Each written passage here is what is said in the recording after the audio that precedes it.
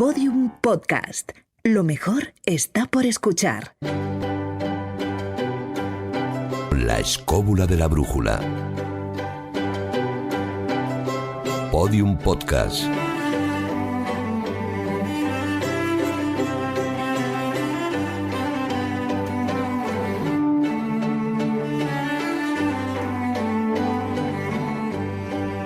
Pero entonces esto se está grabando ya, Espi. ¿Esta es la buena? ¿Seguro? Es que no me acuerdo de cómo se hacía esto de grabar una escóbula en los estudios de la cadena SER.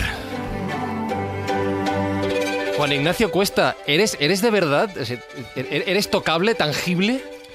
Creo que sí, me acabo de tocar y yo creo que sí, pero vamos, tampoco estoy muy seguro. No sé, es que David Sentinella, esto se me hace súper raro, de verdad. Ya empezamos. Maese se está tocando. No, bueno.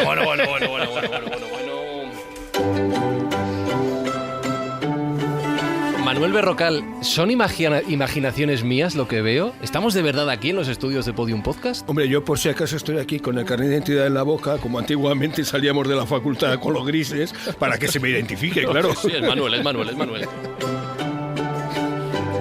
Jesús Callejo, año y medio esperando este momento. ¿Qué tipos aquellos cuando éramos jóvenes? ¿Verdad? Sí. Estamos... Pues se ha producido ya por fin el milagro de estar aquí ahora, en este tiempo y en este espacio, y con qué ganas, ¿no?, de tocarnos, también a Maese, y sobre todo de compartir energías, que en otras cosas. Claro. Alberto Espinosa a los mandos técnicos, que además tengo que decir que se ha encargado de la selección musical de este programa, porque me critica mucho las músicas que escojo, con razón también tengo que decirlo, así que si a alguien no le gustan las músicas de hoy, las culpas para Espinosa. Pablo y Sasa en la producción, todos listos, todos tocándonos unos a otros. Los oyentes escobuleros no podemos porque estáis al otro lado de los auriculares, cosa que os agradecemos, y empezamos la primera escóbula presencial en mucho tiempo.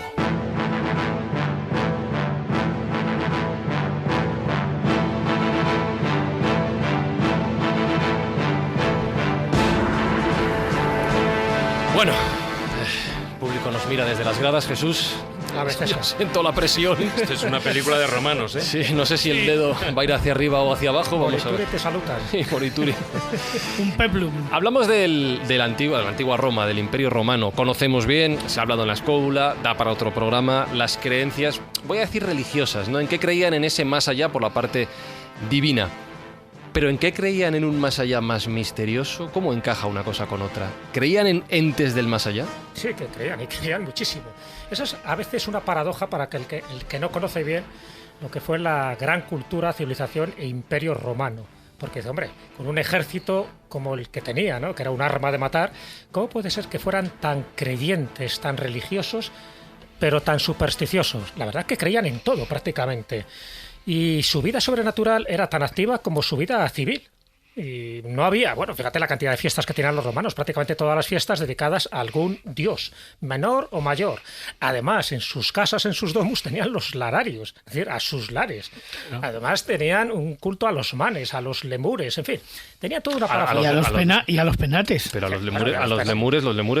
Sí, los lemures no los monos. Vale. Los lemures para ellos eran unos espíritus bastante controvertidos, bastante peligrosos, de los que había que apartarse, a diferencia, por ejemplo, de los penates, que estaban más relacionados con las despensas, o a diferencia de los lares, que eran aquellos que beneficiaban al hogar, a la familia, a los niños y a veces también al propio Estado. Incluso había también en las encrucijadas, que luego con el tiempo se cristianizó todo aquello. Ahora en las encrucijadas vemos cruceros, vemos ermitas, vemos algún tipo de santuario. Bueno, pues antes había pues una estatua dedicada al dios Hermes, al dios Mercurio, o también, como no, a esos lares viales que servían precisamente para protegerte. Conclusión, un poco lo que tú me preguntabas, Fran, que si eran supersticiosos, que se creían, claro que sí. Cuando decimos, bueno, ¿qué han hecho por nosotros los romanos? Además de los acueductos, además de los anfiteatros, además de las carreteras, de los retretes, del jabón, del molino de agua, no lo olvidemos, el aceite de oliva. Gracias a ellos ahora tenemos esa gran producción. Además, hemos heredado sus fiestas, sus tradiciones, sus costumbres y también sus supersticiones. Cuando alguien estornuda y decimos salud, viene de ahí. Viene de los romanos. Cuando alguien entra en un lugar con el pie derecho, viene de esa época. Cuando alguien dice, vamos a hacer un vaticinio, o mira qué agorero eres, viene de esa época. de los augures, y luego lo comentaremos. Claro, si es que hemos heredado muchísimas cosas, ya no es eso, sino esa parte más sobrenatural, el que la gente, bueno, y a lo largo del programa hablaremos, pues eso, de fantasmas, de casas encantadas, el origen está allí, entre otras cosas, ¿no? Pero no solo de eso, cuando hoy en día se habla de muertos vivientes parece que sea algo del siglo XX, pues no, muy de la época Hollywood, romana ya de estaba. pelis de zombies. Ya había zombies. zombies. No se les llamaba así, eso es cierto. No se les llamaba así. ¿Había zombies de verdad?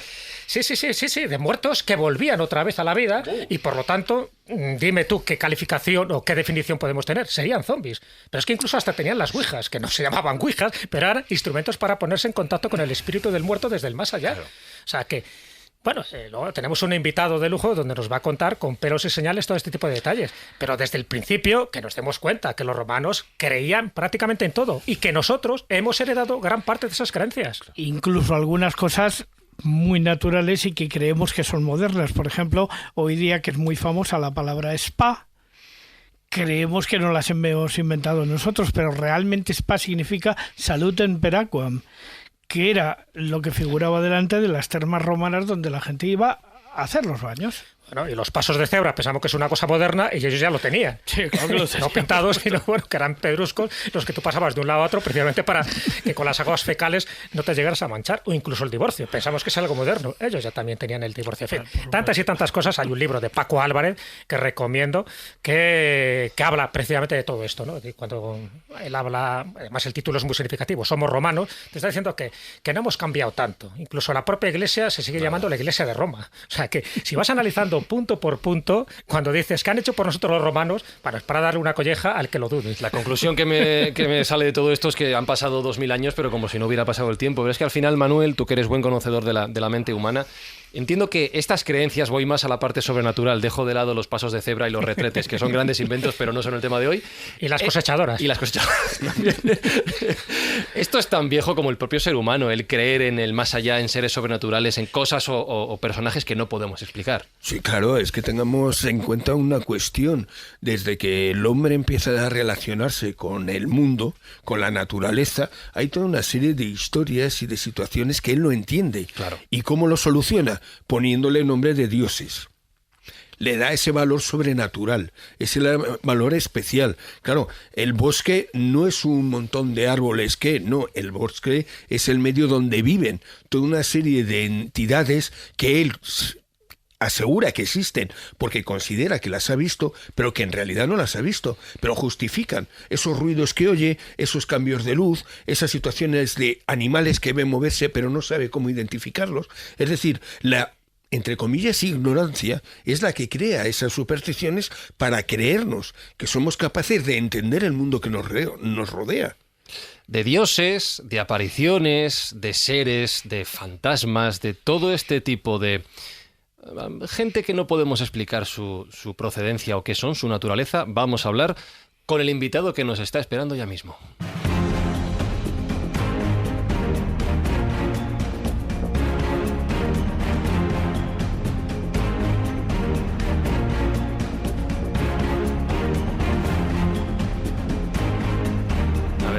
Esto tengo que decirlo, se está pavoneando Alberto Espinosa por micro interno diciendo están mucho mejor seleccionadas las músicas. O sea, podéis dar vuestra opinión, ¿eh? De momento va bien, ¿no? Sí, son músicas de hace 2000 años, ¿eh? Facebook.com/La Escóbula de la Brújula, en Twitter @escobulero si le queréis dar caña a Espi por las músicas. Vamos a conectar ya con nuestro invitado que nos está escuchando al otro lado del teléfono. Es profesor de Filología Latina en la Universidad de Zaragoza y es autor del libro que nos sirve hoy como excusa, como motivo para hacer este programa sobre fenómenos naturales en la antigua Roma. Un libro que lleva por título, y ahora quiero hacer incidencia en el título, Sub Luce Maligna, editado por Contraseña y firmado por Gonzalo Fontana El Boj. Gonzalo, ¿cómo estás? Bienvenido a La Escóbula de la Brújula. Pues estupendamente. Muchísimas gracias por haberme invitado al programa. A ti por atendernos. Una pregunta. Claro, es que yo no he estudiado latín. ¿He dicho bien lo primero, Sub Luce Maligna?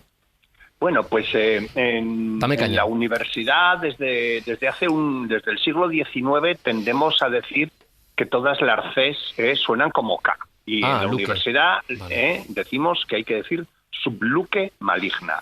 No lo voy a repetir porque no lo voy a decir mejor que tú. Lo que sí tengo entendido, y que además te quiero preguntar por el título en concreto porque ya nos abre la primera historia, es que esto significa bajo una luz, bueno, maligna, ¿no? ¿Sí? Oscura. Sí. Y que tiene que ver con el fundamento del libro, porque tú nos has traído historias de estos fenómenos sobrenaturales, pero no porque las cuentes tú las interpretas, tú das las claves, sino porque autores clásicos de aquella época ya contaban las historias raras, inexplicables que tenían a su alrededor, ¿no? Sí. El título es un verso de Virgilio, que es un verso muy famoso, que se ubica en el momento en el que Eneas entra por la oquedad que lo va a conducir nada menos que al infierno. Y en ese infierno está lleno de monstruos que habitan subluque maligna, bajo una luz maligna. Y bajo una luz maligna pues se van a desarrollar nuestros relatos de fantasmas, de vampiros, de hombres lobo, de casas encantadas. Y entonces pues este libro pues es una colección de 120 textos, unos muy cortitos, otros mucho más largos, en donde se nos plantean toda una serie de fenómenos misteriosos, sobrenaturales, algunos aterradores, otros que hablan de personas aterradas, de fenómenos misteriosos, como bien decías tú en la introducción. Uh-huh. Es la atmósfera. Uh-huh. ¿Sí? Gonzalo, soy Jesús Callejo, con el que te puse en contacto aquí con este grupo de locuelos que somos la Escóbula de la Brújula, porque sabes que estamos deseosos de aprender mucho más y sobre todo lo que hay en la luz y lo que más allá de la luz, ¿no? En ese mundo de sombras, de tinieblas. Y claro, lo que llama la atención, hombre, algo ya sabíamos, que los romanos eran muy supersticiosos, que eran muy creyentes en multitud de elementos, tanto de los dioses que están en el cielo como de los dioses que están en el inframundo, y también muy proclives a las maldiciones. Y una de las cosas que normalmente uno encuentra cuando se va a un museo, por ejemplo, yo que sé, al de Mérida, donde ves artilugios romanos, te encuentras con unas tablillas de plomo que estaban hechas, no solo era del mundo romano, también del etrusco y del griego, que estaban hechas precisamente para eso, ¿no? Para echar maldiciones, que luego tampoco es algo que haya pasado, ¿no?, a la historia, sino que se sigue haciendo con otros métodos. Cuéntanos un poco, ¿cómo hacían eso? ¿Por qué? ¿Qué sistema utilizaban para maldecir a alguien si le caía mal? Que me imagino que normalmente también tendrían que ver con el mundo de la política, ¿no? Porque allí también se las traían muy, muy cerca, ¿no? A la hora de intentar achacar los males que le ocurrían a alguien, a algún político, porque yo he visto tablillas de maldición, pero cuéntanos un poco, y también para los oyentes, ¿en qué consistían? Bueno, vamos a ver, para empezar, la magia es básicamente el intento que tienen los seres humanos para traspasar las barreras que le impone la realidad a sus deseos. Es decir, cuántos seres, todos hemos sido niños y todos hemos querido hacernos invisibles y todos hemos querido volar, ¿verdad? Y para eso está la magia, para superar las barreras, ¿no?, que impone la realidad. Y los romanos utilizaban magia para imponer su voluntad sobre la realidad. A veces hacen magia erótica para llevarse al chico o la chica de sus deseos a la cama, pero también se hace mucha magia contra los vecinos, porque pueden ser muy molestos y queremos perjudicarles. Generalmente pues no maldecimos al vecino, al que está muy lejos, maldecimos al que está muy cerca. Y un sistema usual en el mundo antiguo de maldecir a alguien, a mí no me gusta la palabra superstición porque parece que es una forma de denigrar las creencias ajenas. Las creencias que no son las mías son la superstición. Bueno, los antiguos, para maldecir a alguien, escriben todo el cúmulo de males que le desean al prójimo en una tablilla de plomo, la depositan en una tumba, y el muerto se lleva la maldición al infierno. Allí en la ventanilla de maldiciones se gestiona el encargo y se supone que luego los dioses y los fantasmas del inframundo pues se encargarán de gestionar todos los malos deseos que le hemos deseado a nuestro vecino. Eso se llama una deficción. Gonzalo, bueno, soy Manuel Berrocal. Mira, una Encantado. pregunta. Es que, claro, estamos acostumbrados a que la magia y demás siempre se ha movido de alguna manera, tanto en el público de un mayor poder como en el pueblo. ¿Qué diferencia existía realmente o hasta qué extremo sabemos la diferencia que existía entre esa magia que se utilizaba tanto en el pueblo llano, como quien dice, o directamente a nivel, pues bueno, de los patricios y la gente en un momento determinado de gran poder en Roma? Bueno, vamos a ver, la respuesta de entrada es sumamente simple, el precio. La gente pobre acudía a brujas de barrio, a hechiceros de barrio pobres. Por ejemplo, sabemos perfectamente que el salario de una bruja de barrio es una ración de pan de un día. En cambio, los magos que trabajan para la aristocracia y que trabajan con espíritus mucho más elevados y tal, cobran sumas fabulosas para poder utilizar. Por ejemplo, es muy normal en época imperial romana que la aristocracia pues mantenga tratos con espíritus elevados, con el espíritu de Aquiles, con el espíritu de Héctor, con el espíritu de Platón, y poner a Platón a trabajar pues es carísimo. No es lo mismo que un demonio del infierno. Tenía razón Jesús, que no hemos cambiado tanto, ¿eh? No hemos cambiado tanto, siempre hay clases, hasta en el más allá. Sí, por ejemplo, hay un mago de la época que fue contratado para hacer mal a los demás, de alguna manera por Tiberio, que fue Trasilo. Sí. Trasilo era un astrólogo y sus servicios eran bastante caros. ¿De acuerdo? En ese sentido, claro, Tiberio era el emperador y se podía permitir contratar servicios de un mago de primera. Es decir, es en esta época cuando se marca con mucha nitidez la diferencia entre la bruja vieja, marginal, fea, subversiva y tal, y el mago religioso, sacerdotal, filosófico, vestido de blanco. Es decir, son los romanos los que inventan a Gandalf. No sabemos en realidad cómo vestían los druidas celtas, lo que sí, porque en realidad la vestidura blanca de Panoramix o la vestidura blanca de Gandalf es la vestidura blanca de los magos romanos de la aristocracia.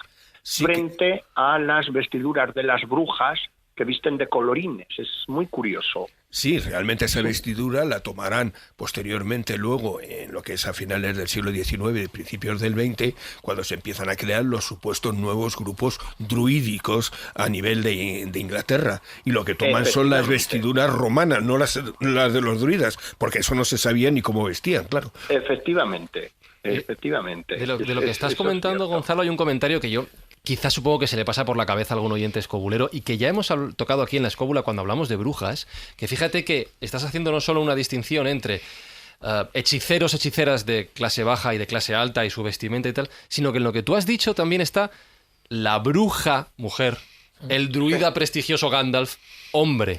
Esto es muy de siglo XXI y de debate actual, pero también existía esa concepción entonces, esa imagen, ¿no tenía nada que ver el género, el sexo en esta cuestión? No, el género está muy, muy, muy presente en la repartición de papeles. Salvo excepciones, las mujeres pertenecen al grupo de brujas populares, brujas de barrio, y en cambio los varones, con alguna excepción, porque sí hay excepciones, tienden más a monopolizar más la figura del mago elevado, ¿no? Es decir, son los antecedentes del mago de salón del XIX que va con levita y que viste como un aristócrata, frente a la bruja gitana del siglo XIX, con sus pañuelos y eso ya está en Roma. De hecho, los espíritus con los que tratan unas y los espíritus con los que tratan otros son completamente distintos, se usan para servicios completamente distintos y son muy distintos, sí. Y sí hay una diferenciación genérica que es muy, muy obvia, sí. Sí, se ve claramente en los colegios sacerdotales, los 6 colegios que había, ¿no? Todos eran hombres y muchos de ellos tienen que ver con los arúspices, en fin, con todos esos augures que servían precisamente para eso, para ver los signos, interpretar luego el destino que iba a tener Roma o los distintos emperadores o el pueblo mismo. Pero hay una cosa que me llama la atención, Gonzalo, y es que utilizas la palabra bruja. Sin embargo, tengo ya entendido que en aquella época, en los textos que tú has traducido, más que brujas, utilizaban otras palabras para designar a la misma persona, pero no era exactamente la palabra bruja, ¿no? Serían hechiceras, alcahuetas. ¿Qué términos se utilizaban para definir a esa mujer que hacía maleficios? Pues, por ejemplo, saga. Saga es la palabra más usual en latín para designar a la bruja maléfica. ¿De acuerdo? Saga. ¿Y había diferencia, como luego pasó en la Edad Media, ¿no?, entre la bruja conocedora de las plantas de la bruja que hacía un pacto con el diablo para hacer el mal? Es decir, ¿existía esa diferencia? En Roma, en la Roma pagana, la bruja no puede hacer ningún pacto con el diablo porque el diablo no existe. No, evidentemente. Estamos hablando de los seres del inframundo, porque también es verdad que la palabra esa... Vamos a ver. El asunto es que los romanos viven en un mundo encantado. Para nosotros las plantas tienen alcaloides y la cicuta mata porque están actuando sus alcaloides en su interacción con los glóbulos rojos en sangre. Para los romanos no. Para los romanos la cicuta tiene magia y quién sabe. Es decir, las brujas son en general, pues mujeres que manejan el repertorio de conocimientos tradicionales sobre botánica, tanto para curar como para matar. De hecho, en griego la palabra fármacos pues puede a veces significar algo curativo, como también puede significar algo muy un veneno. Y tienen acceso a ese tipo de conocimientos. No hay, en principio, la bruja lo que tiende a hacer es cumplir los deseos de su cliente. Hola, Gonzalo. Mira, soy David Sentinella. En el libro tú expones un montón de textos de la época, esa literatura clásica, pero yo creo que aquí sí que habría que hacer una distinción, porque cuando hablamos del mundo literario nos referimos sobre todo a textos de ficción, más que por lo que sería, por decirlo de una manera, las crónicas, o hoy lo entenderíamos más como crónicas periodísticas, es decir, gente que narraba los hechos, los que estaban ocurriendo en ese momento. Cuando tú, a lo largo de todo el libro, pones textos de Suetonio, etcétera, de cualquiera, de Plinio, el joven, el viejo, etcétera, ¿estamos hablando de, en gran medida, textos de ficción o estamos hablando de textos de cosas que han sucedido y que ellos nos están narrando? Bueno, hay de todo. Hay textos que son puramente de ficción, como pueden ser los textos poéticos de Horacio, de Virgilio.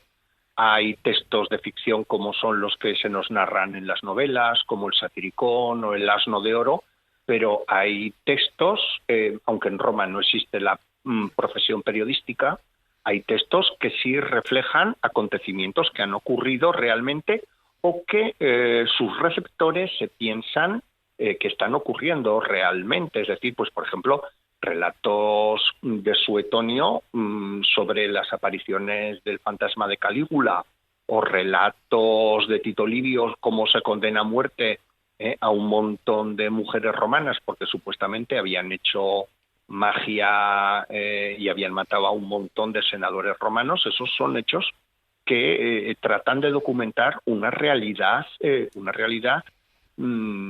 plenamente histórica, sí. Sí, pero en esas, digamos, crónicas, Sí. entre comillas todo, claro, pero por supuesto periodísticas, ¿no? Es para que nos entendamos hoy en día. De esos sucesos que estaban ocurriendo, yo he estado viendo que muchos de estos grandes autores, historiadores, hasta por decirlo de una manera, se mofaban de la credulidad sobre todo de ciertos estatus sociales más bajos, a diferencia de los estatus sociales más altos dentro de la sociedad, que creían menos en toda esta fenomenología. ¿Esto es así?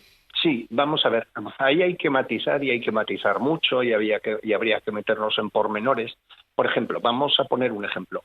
El asunto de los hombres lobo. Por ejemplo, Plinio se burla. Plinio, es un, vamos a llamarlo científico, entre comillas. Plinio se burla de la creencia popular del vulgo, que diría él, de creer en los hombres lobo. Él no cree en los hombres lobo.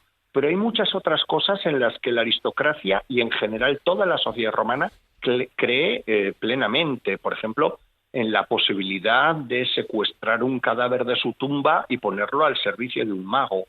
La arqueología ha encontrado mucha documentación sobre procedimientos para lograr que un cadáver no salga de una tumba, por ejemplo, cerrar sus extremidades inferiores o clavar el cráneo con un clavo gigantesco al ataúd para que no salga el muerto. Y, por ejemplo, ese tipo de prácticas estaban muy extendidas y eran usualmente asumidas por la mayor parte de la sociedad. Una cosa es burlarse de la idea de los hombres lobo y otra cosa es, por ejemplo, asumir como algo perfectamente posible que un mago secuestre el cadáver de un familiar. Y ahí entraríamos en ese territorio de los zombies, a pesar de que entonces no existía esa palabra. No existía la palabra, porque si no me equivoco la palabra zombie es una palabra de origen caribeño.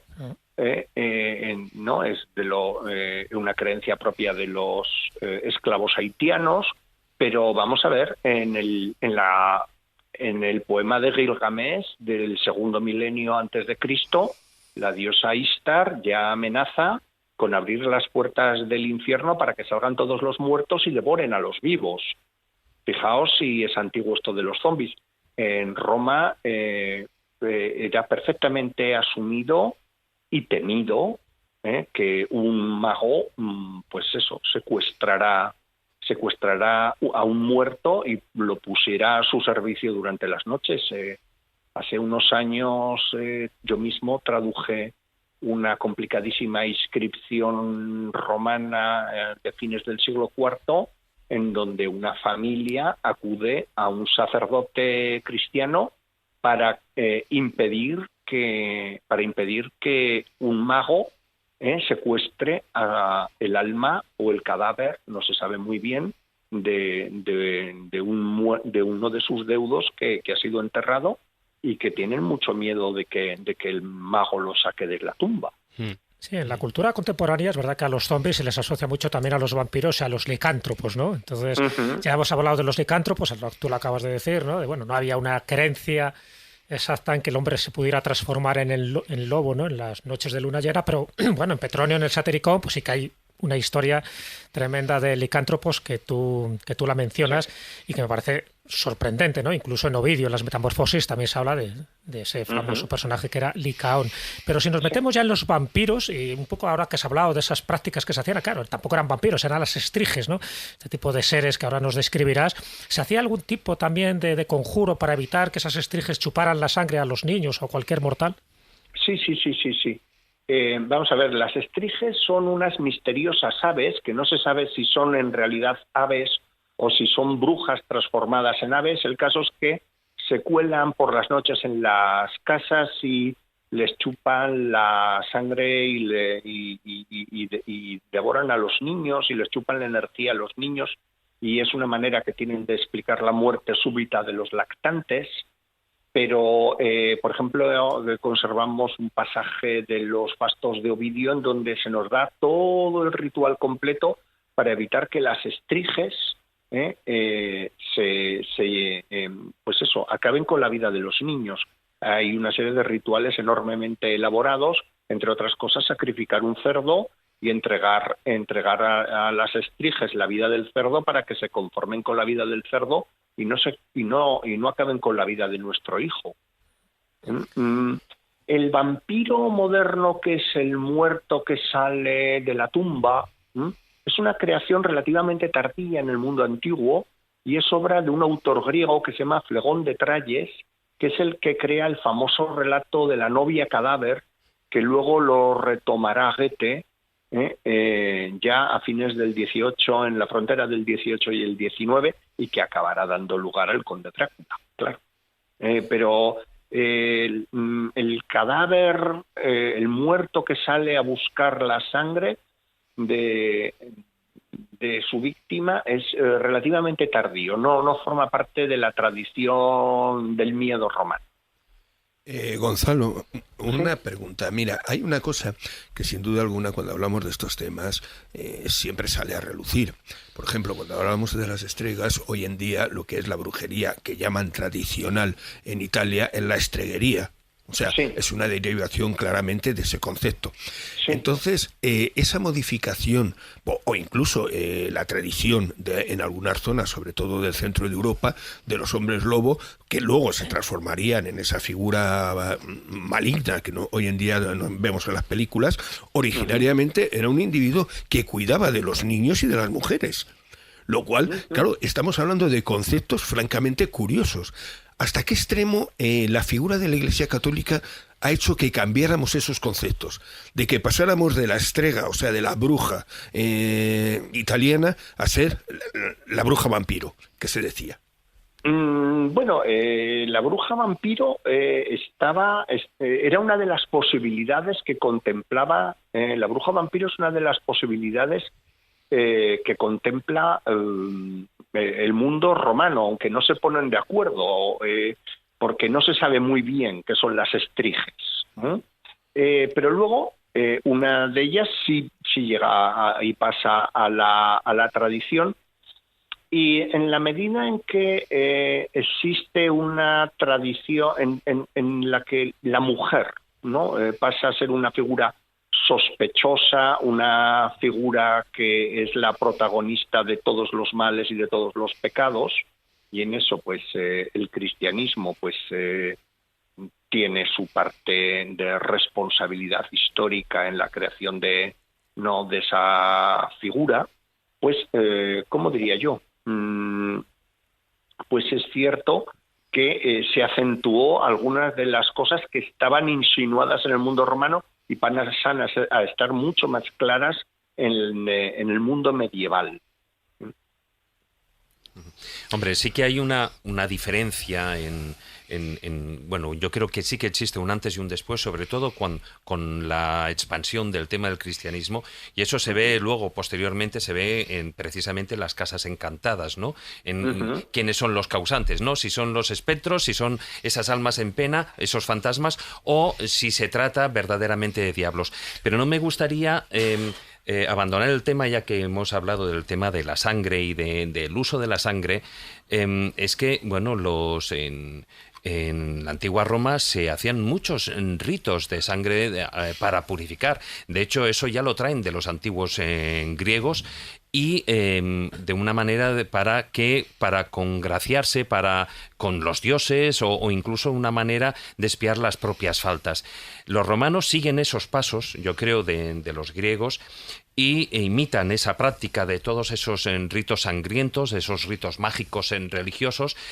Muchos de ellos, bueno, pues son, por decir una manera, hasta como iniciáticos bautismales, ¿no? Y lo que hacen es, a través de esos sacrificios, pues ahí tenemos la criobolia, la taurobolia, etcétera, etcétera. A eso me refería. Entonces, la sangre... ¿Hasta qué punto esos ritos de la sangre ya no solo es desde el punto de vista bien de esos dos animales, bueno, de esos dos seres, ¿no?, que pueden ser el vampirismo o el hombre lobo, sino a través de que el propio ya ciudadano de a pie pues ya utiliza la sangre para no solo purificarse, sino, bueno, yo he leído en algunas crónicas que incluso los que salían de una criobolia, pues incluso si se les tocaban eran casi como personas santificadas, ¿no? Sí, bueno, vamos a ver. Fijaos cómo, por ejemplo, en una lengua indoeuropea como es el inglés, la raíz de blood, sangre, y la raíz de bless, bendecir, es lo mismo. Es la misma raíz y es la misma noción. La sangre es el principio fundamental de la vida y es el símbolo fundamental de la vida, y por tanto es el símbolo, la moneda de cambio con la que pactamos las cosas importantes de la vida. Al fin y al cabo, la magia no es otra cosa que un subsistema de la religión. Y si en el culto cívico tenemos que hacer una sobetaurilia, es decir, el sacrificio de un cerdo, de una oveja y de un toro, si nosotros queremos perjudicar al vecino, pues vamos a matar al cachorro de un perro negro. Pero el principio es exactamente lo mismo, es entregar vida para mantener la vida de alguna manera. La sangre es la moneda de cambio simbólica fundamental, porque en última instancia es lo que nos permite bendecir, maldecir, es lo que nos permite negociar con la realidad, con la vida. Sí, en los cultos cristianos, la sangre de Cristo tiene todo ese poder metafórico, igual que ocurría con la sangre del toro sacrificado por Mitra. O sea, que quedaban bendecidos porque en el fondo había una especie de comunión en esos ritos mágicos. Sí.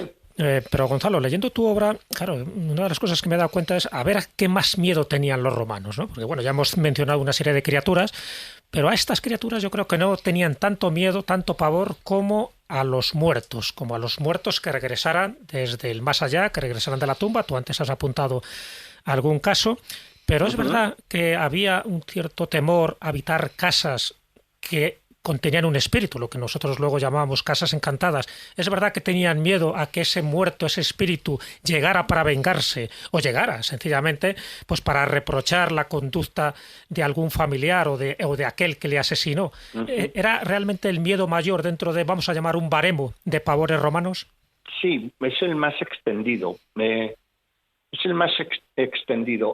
Vamos a ver, el miedo a los muertos no es otra cosa que el miedo a la muerte, que es el principal miedo que nos atenaza a todos los seres humanos. Es el miedo al no ser, el miedo a la disolución, y que los muertos regresen es una advertencia de nuestra propia condición mortal y de nuestra fragilidad. Los muertos tradicionales romanos no tienen un rostro muy definido. Son los manes, que no se sabe muy bien, regresan 3 veces al año, pero a los manes se les puede controlar a través del ritual religioso oficial. En cambio, conforme va penetrando la cultura griega en Roma, el muerto cada vez tiene un rostro más definido. Los manes no tienen nombre, son entes colectivos sin un nombre definido, sin un rostro, sin una voluntad particular. Pero conforme va penetrando la cultura griega, el muerto cada vez tiene un rostro más definido y viene muchas veces a cobrarse deudas que ha dejado aquí en la vida. Es decir, es el muerto del asesinado, es el muerto mal enterrado, que necesita, y el del suicida también. El suicida, por supuesto, que es un muerto prematuro y muy incómodo. En cambio, por ejemplo, en el mundo antiguo, en Roma, se practica el infanticidio con mucha normalidad, y los espíritus de los niños nunca vienen a molestar. Es curioso.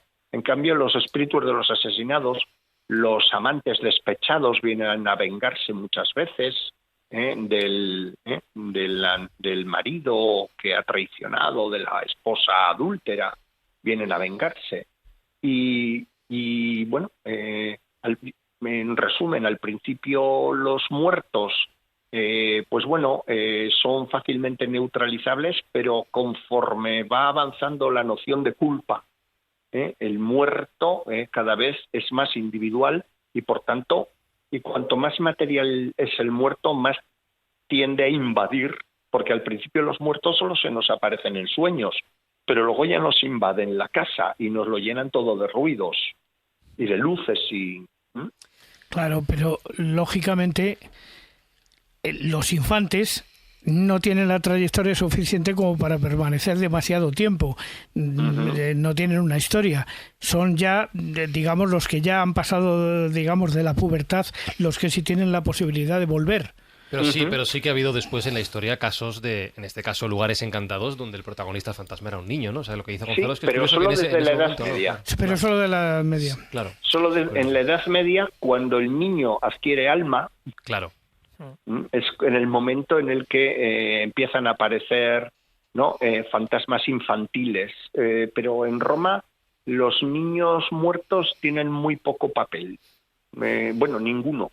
Nunca he encontrado una historia de niños muertos que se aparezcan. Es más, curioso. ni siquiera han generado unos derechos No. que les permitan hacer una reclamación. Efectivamente, esa es Tienen la que clave llegar, del digamos, asunto. a recibir la toga viril para poder generar esos derechos. Efectivamente, esa es la clave del asunto. Lo cual explica una frase que has dicho que me ha llamado la atención, y era que el infanticidio era algo, no sé si lo has dicho así, pero bueno, relativamente común, más normal de lo que parece, claro. No tienen derechos, no pasa El infanticidio nada. en Roma era muy común. Hay una cosa que, bueno, hemos pasado un poquitín por encima, y era el tema de por qué se aparecían en muchas ocasiones, como tú decías, en principio los difuntos se nos aparecían o nos molestaban o se comunicaban con nosotros en sueños, y luego ya es cuando toman nuestros hogares, aparecen en nuestras casas y ahí es lo que ya es el fenómeno del fantasma en sí, ¿no?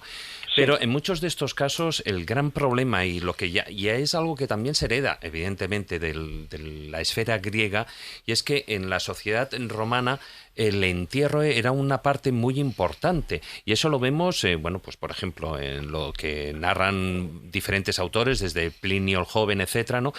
Que el entierro era uno de los actos más solemnes que se realizaban, y si no se había realizado, no solo se había realizado, sino que además adecuadamente ese difunto se convertía en un manes. Pero, bueno, ahí habría que hacer esa distinción, ¿no?, entre los lares y los penates, que antes se han comentado, y por otra parte, que eran, bueno, pues esos espíritus de antepasados, esos espíritus familiares, en los que estaban en la casa, y que, bueno, más bien venían siendo protectores que esos otros espíritus o esos otros elementos que eran los lates y las larvas, ¿no? Que eso sí que, aunque a pesar de poder ser las dos caras de la misma moneda, sí que eran los que verdaderamente a los que la sociedad romana les tenía miedo. ¿No es así, Gonzalo? Pues sí, vamos a ver, el asunto es muy complicado porque la ultratumba romana está poblada por una fauna muy diversa y muy difícil de clasificar. Muchas veces ellos no nos dan muchas pistas sobre las fronteras que hay entre unos y otros. Parece, por ejemplo, que los lares son los espíritus de los antepasados que viven normalmente en la casa y que nos protegen. En cambio, los manes son genéricamente los espíritus de los muertos, pero cuando los manes vienen a casa es bastante incómodo y hay que realizar una serie de ceremonias y de golpear calderos para que huyan. Sí, bueno, lo en que cambio, son por ejemplo, las fiestas de las parentalias también se sucedían ahí, esas fiestas funerarias que se aparecen a lo que podría ser nuestra noche de difuntos. Ahí entraría también la categoría de los peanes. Los penates. Los penates. No, los peanes, o sea, que consistían en hacer mucho ruido para ahuyentar a los diablos. Sí, pero eso pertenece a la tradición griega. Grecolatina, de alguna manera, sí, ¿no? Sí, eso pertenece a la tradición griega y que, bueno, evidentemente hay toda una conexión en el mundo mediterráneo de alejar el mal, mediante ritos apotropaicos, alejar el mal haciendo ruido. Son las famosas carracas de Semana Santa, pues por ejemplo para alejar judíos, ¿no? Sí. Sí, o las ruedas del diablo también. Sí, luego están los penates, que son unos espíritus misteriosos que viven en la bodega y protegen los alimentos de la casa. Es importante. Pero luego están los lares grundules, que son los espíritus de los niños de la familia que viven debajo del alero de la casa y no se sabe nada de ellos. Es decir, luego están las larvas. Larva y lar parece que es la misma raíz, que es una palabra etrusca, pero los lares son pacíficos y las larvas son bastante hostiles. Sí. Y entonces la fauna de la ultratumba romana es un mapa sumamente complicado que no entendemos demasiado bien. Era muy variada. Bueno, pues gracias a textos como el tuyo, más o menos, intentamos dilucidar lo que había allí en ese submundo romano que, bueno, que era más creyente de lo que nos podemos imaginar. Uno de los textos que tú traduces, que es el de Plinio el Joven en las epístolas, me llama la atención porque se da el prototipo del fantasma. Para mí es el caso más antiguo documental del que hay constancia, creo yo, ¿no?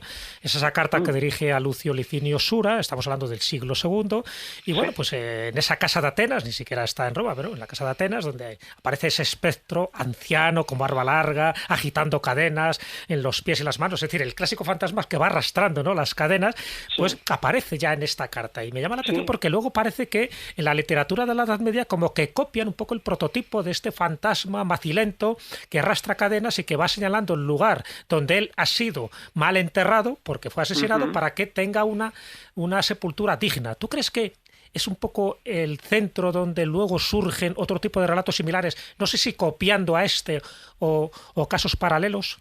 No, vamos a ver, es una tradición helenística, es decir, tenemos textos del siglo III antes de Cristo en donde ya en algunas comedias aparece el motivo de la casa encantada. Lo que pasa es que es una casa encantada por unos golfos que se hacen pasar por fantasmas. Como la de Plauto, ¿no? La comedia de Plauto. Efectivamente, en Mostelaria, la comedia del fantasma, pero si ya existe la variante paródica, es que ya existía en la época el motivo de la casa encantada, es obvio. Y, por ejemplo, la historia de Plinio el Joven, que es la más famosa de todas, por ejemplo, se vuelve a repetir con personajes distintos en la ciudad de Corinto, pero con lo mismo, un muerto al que encuentran cargado de grilletes y que, bueno, pues un tipo muy valiente es capaz de, con su sangre fría y su inteligencia, de descubrir qué es lo que está pasando con ese muerto y de administrarle un entierro ritualmente válido, con lo cual acaba el maleficio. Pero vamos a ver, es el motivo del alma en pena. Hay que solventar las deudas que el muerto ha dejado aquí en vida y podemos así limpiar la casa de su encantamiento. Ahora que estáis hablando de este texto de Plinio el Joven, tenemos a nuestro Plinio el Joven, David Sentinella, que tiene esa referencia, tiene ese texto, pero tienes que poner voz. ¿Vale? Bueno, vamos a intentarlo. De todas maneras, así tanto como apuntaban Jesús como el propio Gonzalo, evidentemente es el texto, esta carta, está escrito de una manera magistral, como decían, ¿no?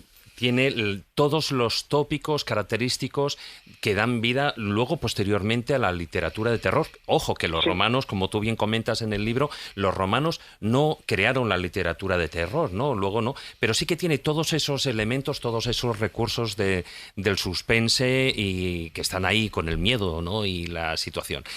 Y bueno, pues vamos a leer lo que es. La carta es un poquitín más extensa, es esa carta que escribe Plinio el Joven. Está dedicado, dicen Gayo Plinio a su querido amigo Sura, ¿no? Espera, porque Espi te va a ambientar la lectura.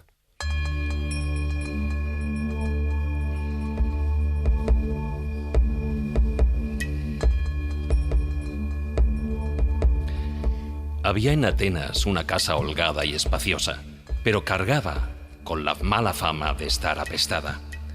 En el silencio de la noche se oían chirridos de hierros y, si uno prestaba más atención, se escuchaba primero un lejano resonar de eslabones que luego reverberaban conforme se iban acercando. Al punto aparecía un espectro, un anciano consumido, demacrado y macilento, de barba crecida y cabellos erizados. Con los pies trabados, cargaba con unas cadenas que iban sacudiendo. Así que los aterrados habitantes de la casa pasaban las noches sin dormir, en vigilias lúgubres y sobrecogedoras. Y la enfermedad seguía las vigilias, y con el aumento del temor a la enfermedad, la muerte.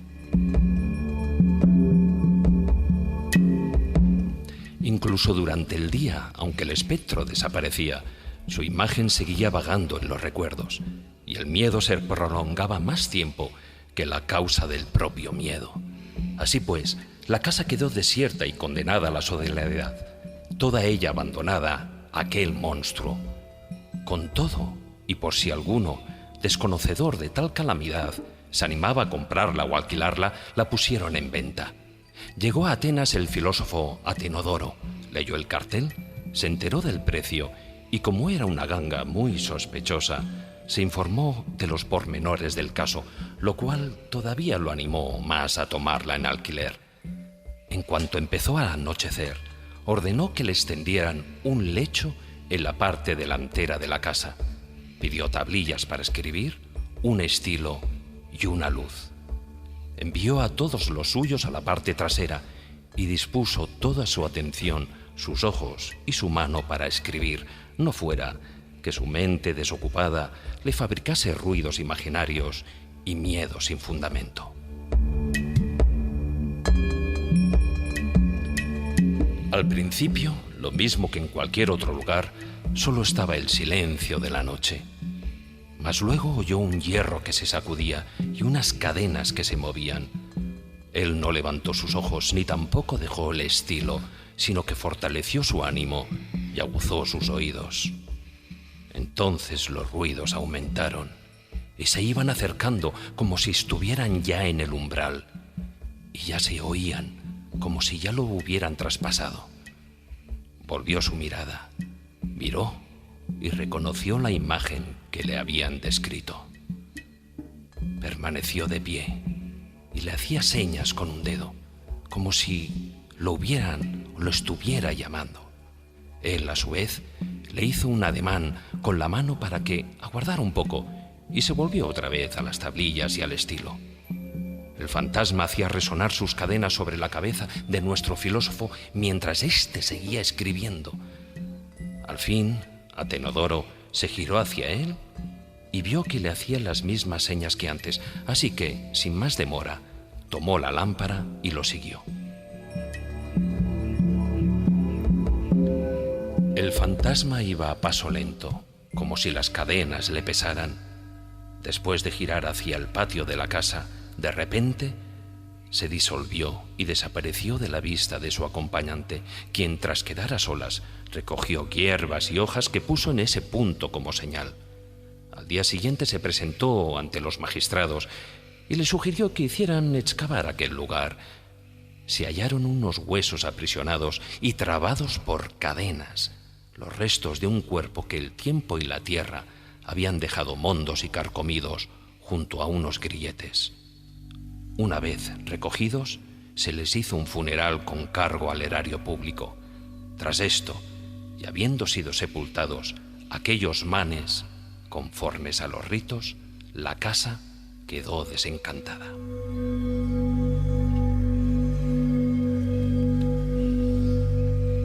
Jesús, protégeme, tengo miedo. Bueno, has visto el acto de chulería del filósofo Atenodoro, que el fantasma le está haciendo un ademán para que le persiga y que siga al lugar donde está sigue, ¿no? y le dice, no, tú tranquilo, que déjame a mí leer, que ya si eso ya volveré. Pues eso. Ese acto de chulería, Sí, para mí, espérate un poco. es una parte del relato, no sé tú, Gonzalo, cómo lo interpretas, pero que me parece que no sé si es un toque de humor, ¿no?, que le quiere dar Plinio el Joven, o realmente Atenodoro era así de valiente, un Juan sin miedo. Atenodoro de Tarso es un filósofo real que existió en época de Augusto y que es un personaje histórico real, aunque no estoy demasiado seguro de que este relato haya acaecido de verdad. Es posiblemente una leyenda. En todo caso, lo interesante es que a pesar de las apariencias y a pesar de lo bien que maneja el suspense, este no es un relato de terror, es un relato de aventuras. ¿Por qué? Porque de la misma manera que Odiseo siempre va a vencer a los monstruos y va a vencer al cíclope, y Hércules siempre vence a los monstruos y vence a la hidra de Lerna, es decir, los griegos y los romanos no lograron que el miedo fuera un objeto de disfrute estético, tenían demasiado miedo. Es decir, nosotros hemos dejado de tenerle miedo al miedo porque nosotros somos dueños de la noche. Drácula es hijo de la luz eléctrica en el Londres victoriano. Por eso nos lo pasamos muy bien. Claro, pero ellos, es decir, de hecho, el héroe siempre vence al monstruo. Y existe un héroe Odiseo y existe Hércules, y el héroe de época helenística y romana es también un intelectual que es capaz de superar y de vencer su propio miedo. Por eso, a pesar de las apariencias, esto no es un relato sino que se parecería más a una novela de detectives. Atenodoro funciona muy como Sherlock Holmes o como el detective de un thriller que siempre resolverá el misterio. Sí, de hecho, lo que iba a apuntar es que ellos no disfrutarían de una película de terror como lo hacemos nosotros. Nosotros se supone que dominamos el miedo, para ellos era todo muy real. Para ellos era muy real. Es decir, y por eso los miedos ajenos se burlan de los miedos ajenos y de los miedos de los pobres y de los miedos de la plebe, y pueden reflejar los miedos de la plebe porque están por encima o quieren sentirse por encima del miedo ajeno a través del mecanismo protector de la risa. Hay muy pocos relatos auténticamente terroríficos en Roma, como es, por ejemplo, el Epodo V de Horacio, con un sacrificio de un niño por parte de la bruja Canidia, que es un relato aterrador, o, por ejemplo, el relato de la maga Ericto de Lucano, que es absolutamente aterrador, pero es que precisamente Horacio y Lucano son dos autores absolutamente escépticos, descreídos, racionalistas, que se pueden permitir recrear de verdad el miedo. Es decir, nosotros nos lo podemos pasar muy bien con la película del Exorcista, porque el Exorcista es hijo directamente del Concilio Vaticano II, cuando la Iglesia Católica dejó de creer en serio en Satanás. En el siglo XVI no se podían hacer novelas de miedo con el demonio. Era demasiado real. De todas maneras, también hay que distinguir un poco en el mundo grecorromano en el concepto de que Hércules es solo un personaje. Hércules es efectivamente un héroe, Hércules Melcar es el comerciante, pero también está el Hércules gaélico de Luciano, que realmente es el padre de alguna manera de la dialéctica y de alguna manera de la persuasión. Sí, bueno, es Hércules, entre otras muchas cosas, pero bueno, básicamente lo que refleja es el intento del ser humano de controlar y civilizar la realidad. Es decir, que se puede civilizar a través de la aniquilación de lo monstruoso y se puede civilizar a través de la persuasión y de la palabra. Claro, porque, por ejemplo, existe un cuadro en el Monasterio del Escorial donde Hércules no está matando a la hidra ni está matando así, sino que de su boca salen unas cadenitas de oro que va a los oídos de los filósofos, como, digamos, símbolo de lo que es el convencimiento, la persuasión, la lógica. Sí, ese es el Hércules de la interpretación de los estoicos, ¿no? Pensemos que los estoicos y los epicúreos, las grandes corrientes filosóficas de época helenística, lo que tratan es de controlar el miedo. El miedo es indigno, el miedo es de pobres, el miedo es de mujeres, el miedo es de esclavos. Los hombres no tienen miedo.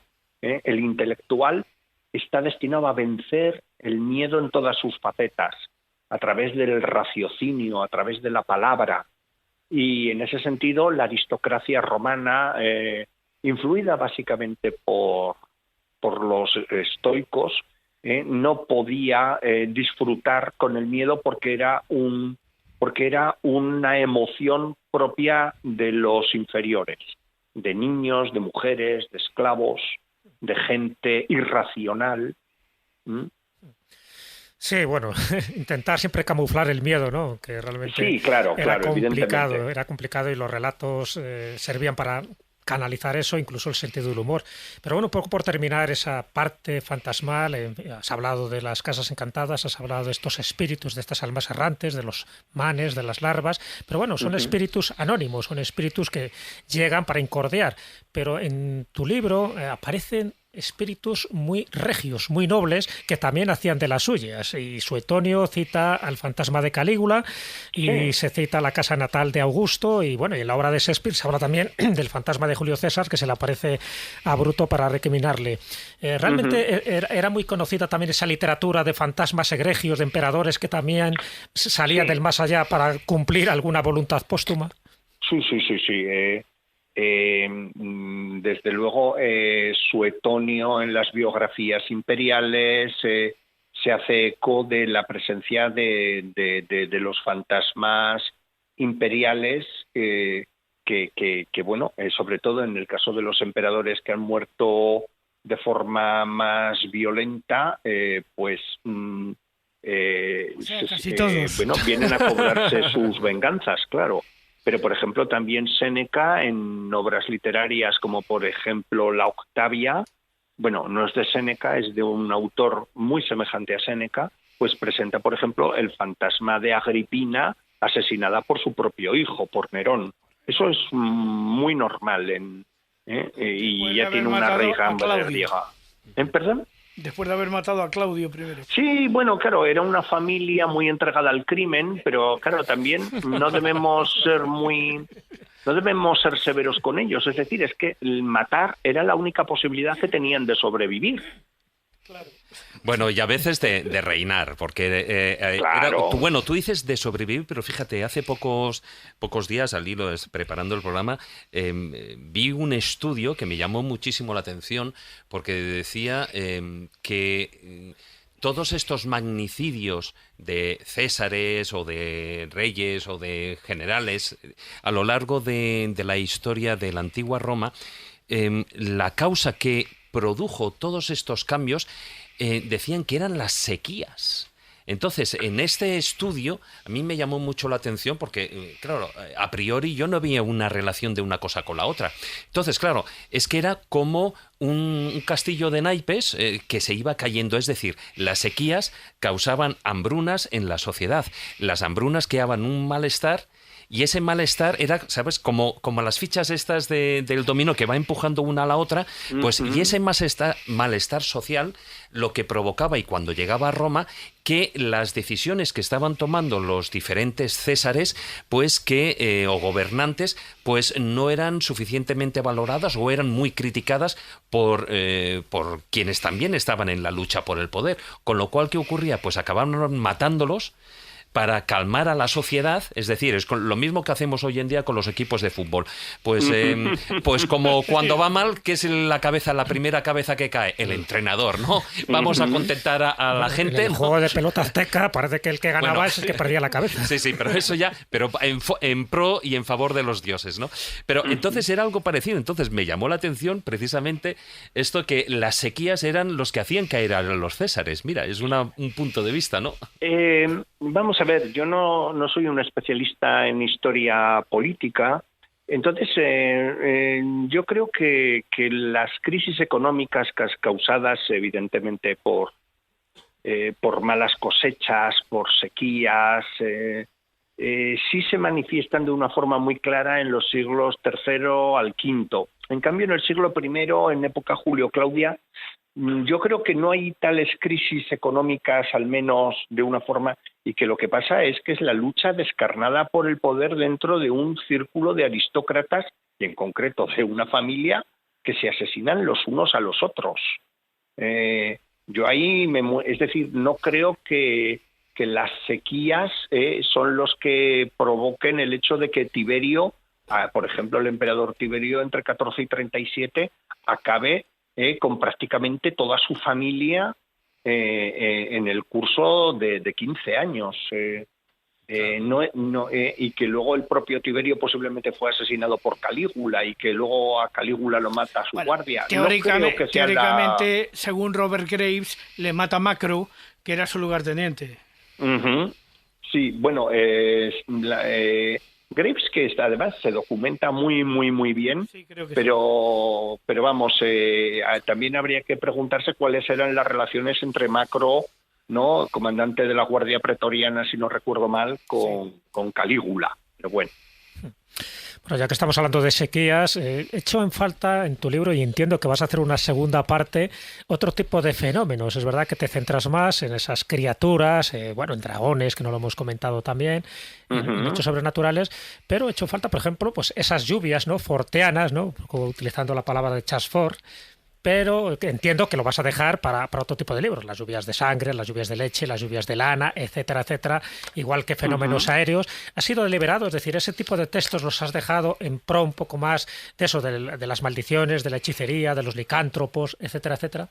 Bueno, vamos a ver, hay un tratado que conozco y del que he transcrito solamente 2 capítulos, es un tratado de Julio Obsecuente, que es el de Prodigis, el libro de los prodigios. El libro de los prodigios de Julio Obsecuente, que forma parte de un género literario que es la paradoxografía, la literatura de lo maravilloso. Pero solo he puesto algunos ejemplos de prodigios que se relacionaban más con lo sobrenatural. Perdón, lo siento, con lo sobrenatural. Claro. Pero el propio Julio Obsecuente es el que habla de las lluvias de sangre, lluvias de barro, lluvias efectivamente de lana, y que proceden todos de muchas partes perdidas de la obra de Tito Livio. Pero en principio pensé que con 2 capítulos de muestra de acontecimientos maravillosos era suficiente. Ya veo que podríamos haber puesto algún texto adicional procedente de Julio Obsecuente. No, pero hombre, eso así te da para una segunda parte, porque además es que el libro es, la verdad, es súper animado, a pesar de toda la temática, pero me refiero que es muy divertido, porque aparte de esas traducciones que haces, tú das explicación, también en algunos casos con cierta ironía. No es el caso del que ahora, por ejemplo, ya que estamos hablando de esa lluvia de piedras, pero que tú hay algunas de ellas que están relacionados, y tú lo planteas como un poltergeist, es decir, relacionados con precisamente con esos muertos de los que estamos hablando, y que es en este caso un poltergeist el que en la Galia, con las casas encantadas. Exactamente, con las casas encantadas. Y que, bueno, pues ahí sí que me gustaría que lo unieras, porque es como lo que antes comentamos, ¿no? Un antes y un después dentro de la aparición y la expansión de lo que era el cristianismo ya en el siglo IV y V, cuando Agustín, bueno, pues eso, dice, ¿no?, que ya no se trata tanto de fantasmas, sino que sí que guarda relación posiblemente con los demonios, porque eso... claro, el tema de los fantasmas chocaba de una manera frontal con lo que podría ser esa ortodoxia cristiana. Sí, bueno, claro, el problema del alma en pena es que hay algunos relatos cristianos en donde aparecen almas en penas y en donde almas en pena y aparece un obispo que hace unos rituales y los saca del infierno, pero el problema es que eso es absolutamente heterodoxo, porque no hay forma en la ortodoxia cristiana de sacar a nadie del infierno. Entonces, los agentes del mal que están causando problemas, los espíritus juguetones, los poltergeist, juguetones que antes eran fantasmas, pues ahora los tenemos que transformar en demonios, porque el alma en pena es muy difícil redimirla, claro, y sacarlo del infierno. Depende, o sea, el alma en realidad no puede salir del infierno, depende de ese juicio divino que claro, es el que envuelve toda esa ortodoxia cristiana. Claro, pero en el momento en que la ortodoxia, es decir, podía haber cuentecillos heredados del pasado en donde el fantasma queda transformado en un fantasma que está en el infierno, pero luego eso no funciona bien y fue eliminado, y entonces fue sustituido el muerto por Satanás, y entonces Satanás pasa a ocupar las casas encantadas. Bueno, el cristianismo mantuvo básicamente todo el conjunto del imaginario antiguo, lo que pasa es que tuvo que cambiar algunas cosas. y tuvo que cambiar algunas caras y los nombres de algunos personajes para que funcionara religiosamente. Sí, de hecho tú mencionas bastantes textos que no forman parte de la antigua Roma, sino ya de esa época cristiana, ¿no? Estoy pensando en San Isidoro de León, San Agustín, evidentemente, San Gregorio Magno, San Cipriano de Cartago o Constancio de León, el que menciona este caso de poltergeist, ¿no? Referido a San Germán. Entiendo que estos textos que ha sacado y que, bueno, que no estarían dentro de esa antigua Roma es porque son sucesores casi obligados de esa literatura sobrenatural, y que en el fondo lo que hace el cristianismo es utilizar esos mismos argumentos pero darles esa pátina, ¿no? de religiosidad, donde ya meten al demonio, donde ya meten el conflicto del bien y del mal, etcétera, ¿no? Va por ahí los tiros. Efectivamente, lo has explicado mucho mejor de lo que yo lo habría hecho, y de hecho en ese sentido he puesto o he incluido textos incluso del siglo IX, en donde Virgilio se parece el fantasma de Virgilio procedente del infierno. A mí me hizo mucha gracia ese texto, porque en Dante Virgilio es el que conduce a Dante por el infierno, y en cambio 400 años antes de Dante el propio Virgilio era ya un demonio, y me hizo mucha gracia presentar a Virgilio como un demonio del infierno, y por eso incluí el pequeño texto de Hermérico de Erlangen. Pero fíjate, estamos hablando del tema de los espíritus, y ya hemos introducido también, porque además San Agustín, como decíamos, ¿no? Y todos estos, y el obispo de Cartago, Cipriano, etcétera, bueno, pues ya lo hicieron. Pero hay un tipo de fenomenología esta, digamos, paranormal o sobrenatural, que es el caso de las posesiones. Sí. Tú en el libro comentas ya un caso, ¿no? La posesa de Cesarea, de que una mujer es poseída en esa zona, en Cesarea Marítima, y precisamente ahí ya se plantea, estamos hablando del siglo III, con lo cual ahí ya se nota esa influencia cristiana, y se atribuye en parte a lo que podría ser el demonio. Pero ¿qué hubiese ocurrido, o hay casos en los que, siglos atrás, cuando el cristianismo todavía no se había expandido, se daba ese tipo de posesión por parte de espíritus difuntos? Sí. Por mares? Sí. La posesión es un fenómeno típico de todo el área mediterránea, es un fenómeno extendido por toda el área mediterránea. El problema es cómo se vive la posesión, porque en la tradición grecorromana la posesión se vive en términos chamánicos, es decir, te poseen los dioses y gracias a esa posesión tienes acceso a verdades importantes desde ultratumba. En el mundo judío la posesión, a veces se te mete el espíritu de Dios y entonces eres el profeta Isaías, pero si se te mete dentro Satanás, pues eres un poseso que vas desnudo por los cementerios. En ese sentido, la posesión y quién te posee depende mucho de los espectadores. Es decir, por ejemplo, en el caso de las profetisas montanistas, como eran muy heterodoxas, para algunas estaban poseídas por el Espíritu Santo, pero para otros las profetisas estas estaban poseídas por Satanás, que es exactamente el mismo caso que el caso de la posesa esta que describe Cipriano de Cartago, porque para algunos estaba poseída por el Espíritu Santo, pero para otros estaba poseída por Satanás. Todo depende de quién la mira. Gonzalo, estaba pensando una cosa buena y una mala. La cosa buena es que me está pareciendo súper interesante, creo que la charla es súper interesante, todo lo que te están preguntando mis compañeros, si tú nos estás contando lo es. La cosa mala es que estamos abusando demasiado de tu confianza, porque llevamos tranquilamente media hora más del tiempo que habíamos pactado. Bueno. Lo cual, me da un poco de rabia por ti, porque nos estás atendiendo desde la propia universidad y estamos alargando tu jornada laboral. Lo que sí quiero hacer antes de despedirte, por supuesto, darte las gracias y comentarte que se nota esa pasión por el trabajo que tú desarrollas como profesor de filología latina y todo ese cariño al tema que tratas, que al final nos lo has demostrado aquí en la escóbula y lo demuestras también, por supuesto, en el libro, ¿no? Esto es una pasión llevada a este trabajo.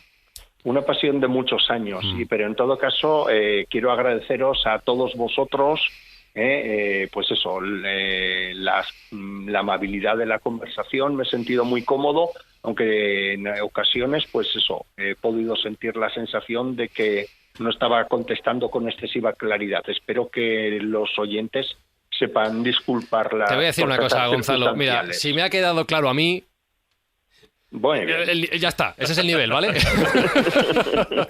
Gonzalo, bueno, lo has dicho perfectamente, lo has contado muy bien. Enhorabuena por este libro, porque me parece que aporta una bibliografía que era necesaria, ¿no?, en el ámbito castellano, y que además, para los que nos gusta indagar en este tipo de temas, pues tenemos una fuente de primer orden y de primera mano, porque eres tú el que has traducido estos textos, que no veas lo bien que nos vienen para capítulos, para artículos, para programas, para cantidad de cosas. Saber que tenemos pues algo tan directo, a una información tan preclara, y además que lo has contado fenomenal. Así que contaremos contigo en otras ocasiones. Pues siempre que queráis, estaré encantado de atenderos en la medida en que yo sepa y pueda. Es una verdadera innovación y este subluque maligno. Yo le he aprendido ya. Yo también. Ahora lo voy a decir de nuevo al final. Pues la verdad es que es una innovación, porque es un tema el que nunca se había tratado, o no de una manera extensa y como se merecía, y la verdad es que este libro, este tratado, este compendio que has escrito, o sea, está de bandera, de verdad.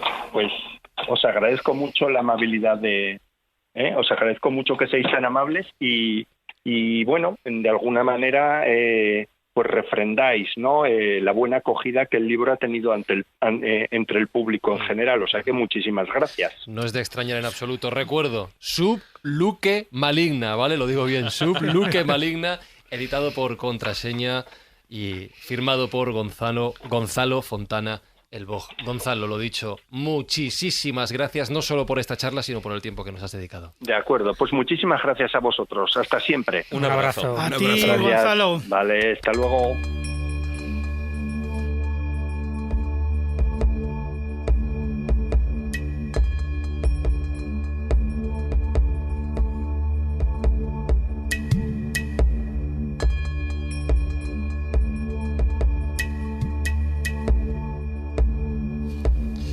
¿Tú crees, Jesús, que después de haber mencionado a tantos seres del inframundo, a tantos fantasmas, bueno, conceptos que hemos traído a la actualidad, pero que hemos revisitado 2000 años atrás en la historia, crees que habrá algún visitante aquí en este estudio en estos momentos? Aparte de nosotros, claro.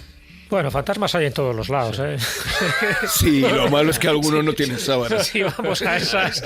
Hombre, además lo hemos comentado varias veces. No son sobrenaturales. Estamos al lado de la Gran Vía madrileña. Sí. O sea, ¿qué quieres que te diga? El casco antiguo de Madrid, ni te cuento lo que ha pasado por aquí, ¿no? O sea, nada, pero al final, fíjate que nos damos cuenta que no somos tan originales en absoluto. De hecho, las películas, en la literatura de terror. No, incluso en los ritos yo estaba pensando, tonterías que estaba pensando, en el concepto de llamar a esas personas sabias, ¿no? Estaba hablando Gonzalo de personajes conocidos, muy sabios, Platón, por ejemplo. Y yo en mi cabeza estaba pensando, no es tan distinto de llamar a un santo, por ejemplo, para que nos proteja.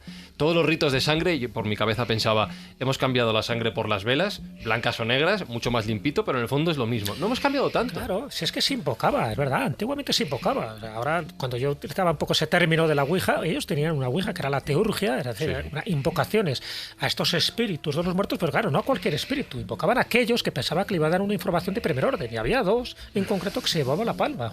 Uno era Homero, evidentemente, porque había muchas cosas ahí que delucidar de sus obras, y el otro era Platón. Pero cualquier filósofo de la antigua Grecia, a ellos les interesaba contactar con su espíritu, porque ellos creían a rajatabla en la pervivencia en el más allá. Por eso hay tanto relato de fantasma, por eso hay tanto miedo a que el muerto venga, y sobre todo el muerto asesinado. Sí, porque tú puedes cometer un crimen teóricamente perfecto, pero luego el fantasma se te presenta en tu casa o se presenta en la casa del vecino para decir, cuidado, que yo no he tenido una sepultura digna. Y es lo que ocurre con ese relato de Plinio el Joven. En el fondo lo que hace ese fantasma encadenado es decir, mira, estos huesos que están aquí con grilletes, enterrarme bien. Y una vez que le entierran bien, el fenómeno desaparece. Ya no hay poltergeist, ya no hay casa encantada. Pero fíjate que ese texto se podía haber escrito perfectamente por Edgar Allan Poe o en pleno siglo XX o XXI, sí, claro, porque es absolutamente actual. Claro, pero entendamos que ese concepto de, por ejemplo, el miedo al familiar mal enterrado, que evidentemente tiene su valor aquí, es la base de la mayoría de los terrores europeos. El vampiro es aquel que en un momento determinado se le entierra y se le entierra mal. ¿Y qué hay que hacerle para él después? Pues en lo que él decía, no, le clavaban un clavo en la cabeza. Vale, al vampiro que se le hacía, se le clavaba al suelo. Porque claro, eso de la estaquita, eso es de Bela Lugosi. Métodos también, por ejemplo, se le cortaban las extremidades, se le daba la vuelta para que se le cortaba la cabeza, que escarbar hacia abajo. Eso me encanta. Claro, pero que eran métodos que ya existían ahí, en la antigua Roma, que no son métodos del siglo XIV, cuando la vampira de Viena, por ejemplo, que aparece con un ladrillo dentro de la boca. Que no, esos son reminiscencias, porque claro, lo que hay que entender es que las creencias que nosotros, estas que hemos estado hablando realmente a nivel de Roma, en realidad son ideas chamánicas previas de las culturas europeas. Que Roma en su momento, Grecia toma en su momento, los etruscos toman en su momento y los juntan en Roma. Y Roma vuelve otra vez a extenderlo por todo el Mediterráneo. Pero sobre todo porque luego los romanos se tirarían casi 1000 años manteniendo ese tipo de cultura. Claro, lo cual hace que los conceptos previos que había en la zona cambien de nombre y de manera de pensarlo. Porque evidentemente los representantes que había a nivel de la naturaleza, que en todos los pueblos del Mediterráneo han existido, te encuentras de golpe y porrazo que luego son faunos. Porque es un concepto romano. Hombre, y flora, por ejemplo, que se sigue manteniendo hoy día. Claro, es que esa es la historia. Una cosa muy inteligente que hizo el Imperio Romano, por eso duró tanto, claro. Una cosa inteligente que hacía es que cuando invadía un pueblo, no destruía sus creencias y a sus dioses, los asimilaba. Claro. Es algo que luego hizo el cristianismo, también de forma inteligente, por eso ha perdurado tanto y no ha perdurado otro tipo de herejías que pululaban en el siglo IV. Es decir, claro, pero eso es un concepto muy inteligente. De hecho, a partir de Constantino, los herederos precisamente de toda la cultura del Imperio Romano, va a ser el cristianismo. Sí, pero hay una readaptación. Claro, o sea, tú te encuentras, por ejemplo, en el sur de Francia, tú tienes toda una serie de menires que tienen una cruz tallada arriba. Claro, no pueden descartar. Porque es un símbolo universal. Claro, el menhir tenía un valor, sobre todo de tipo, de fertilidad. ¿Te refieres a Karnak? Por ejemplo. Y tiene la característica de que, claro, cuando llega a la iglesia no puede quitar esa visión de elemento fertilizante de la mujer con los menires. ¿Y qué hace? Los coloca una cruz encima. Bueno, pero eso ya se sabe. Como se cristianiza, que es colocar una cruz, ¿no? Pero yo no me refería exactamente a eso. Digo que en la postura inteligente del Imperio Romano es adaptar a esos dioses, pero no para subyugar mejor a sus... No, es porque creen esos dioses. Tú lo has dicho antes. Las estaciones donde en el cruce de los caminos se juntaban las almas de los muertos, hoy día, a partir de cierto momento en la Edad Media, se transforman en cruceros y en pequeñas capillas o pairones. Claro. Pero porque hay miedo a ese tipo de dioses. Porque, o sea, ¿por qué se les conjura? Hécate era la que estaba en los cruces de camino. Claro, y Hécate tenía un valor, evidentemente, de muerte. Sí, bueno, es el lado oscuro. Las diosas lunares. Y Perséfone también. Por ejemplo. Pero Perséfone es más del inframundo. Pero bueno, es cierto que en el fondo lo que hace el Imperio Romano, tú tienes que ver una serie de variables. Es decir, ¿por qué perdura tanto? ¿Por qué? Fíjate, un concepto tan cotidiano como ¿por qué el domingo es nuestro día de fiesta? Bueno, viene de ahí. O sea, el domingo, dentro del mundo festivo de los mitraicos, es el día que adoraban a Mitra. Como en la época que se adoraba a Mitra, que además es una religión que expanden las legiones romanas a Hispania, que era una de las provincias romanas. Por ejemplo, entran por León, entran por Lugo y por eso hay mitreos. Bueno, pues el domingo era su dios.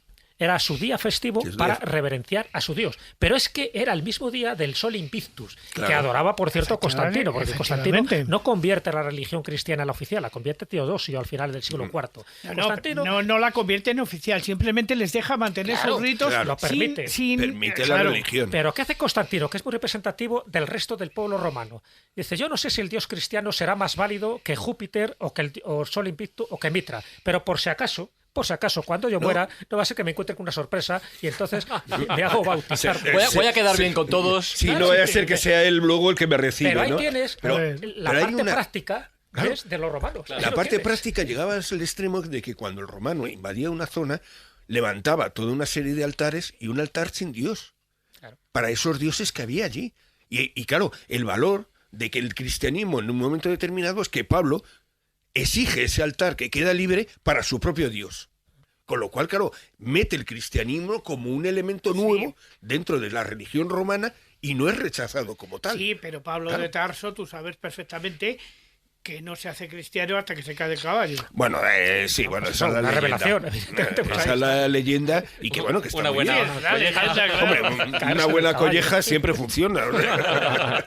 Hay un concepto que ha salido al principio de la charla con Gonzalo, que era un poco el del avance de la ciencia frente al desconocimiento de ciertas cosas que nos dan un poquito de miedo. Y en concreto habéis hecho referencia a algo que seguro que a muchos escobuleros le llamaba la atención, ¿no? Por ejemplo, decía Manuel, no se les clavaba una estaquita a los vampiros, sino que se les atravesaba bien, se les clavaba la cabeza.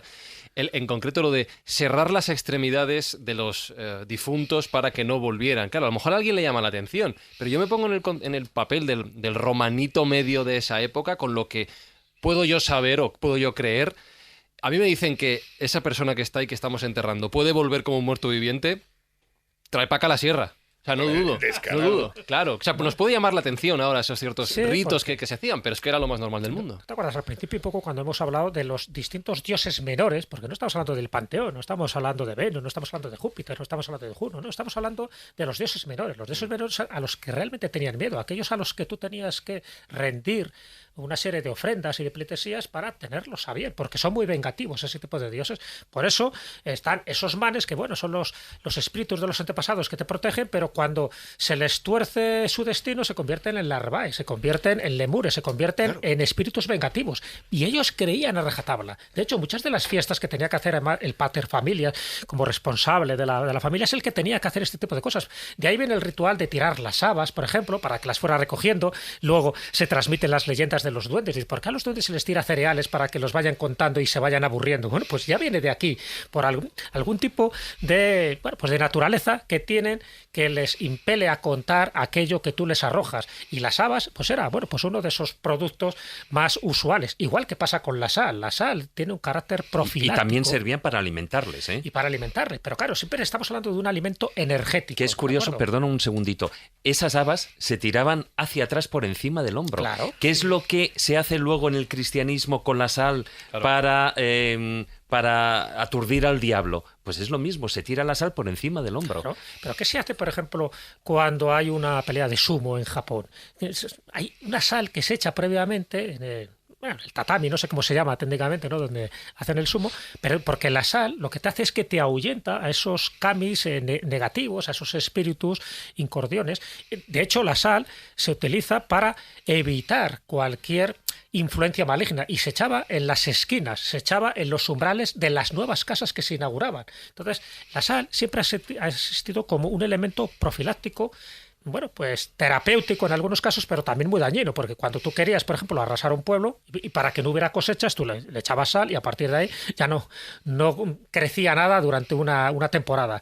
La sal viene del salario, es decir, era tan habitual que alguien cobrara en la sal que al final se convierte en la palabra en salario, igual que antes he dicho Claro, que, por el ejemplo, la precio. palabra augur. Sobre todo porque la sal se utilizaba para el engorde del ganado.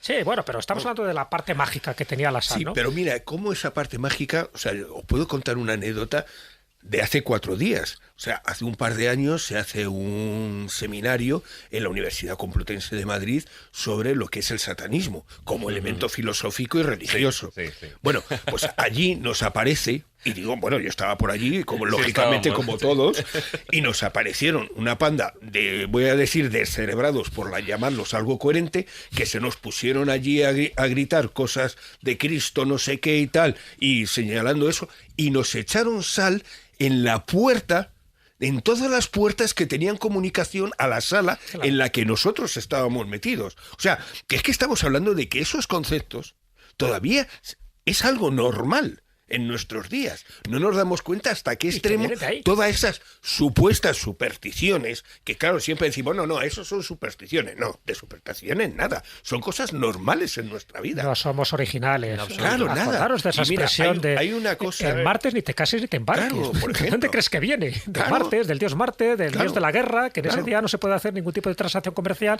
y mucho menos casarte ni embarcarte. Pues de ahí Claro, viene, y lo seguimos y repitiendo. una cosa es sencilla, o sea, lo que has hecho tú la referencia al principio del programa de la cantidad de fiestas que tenían los romanos. El 9, el 11 y el 13 de mayo eran dedicados a los lemures. Era una fiesta propia que había que hacer en familia para realizar un ritual para evitar que los lemures entraran en tu casa y te hicieran la vida imposible. Y si los tenías dentro, para calmarlos. Sí. Pero claro, mira qué fiestas son las del 9, el 11 y el 13 de mayo.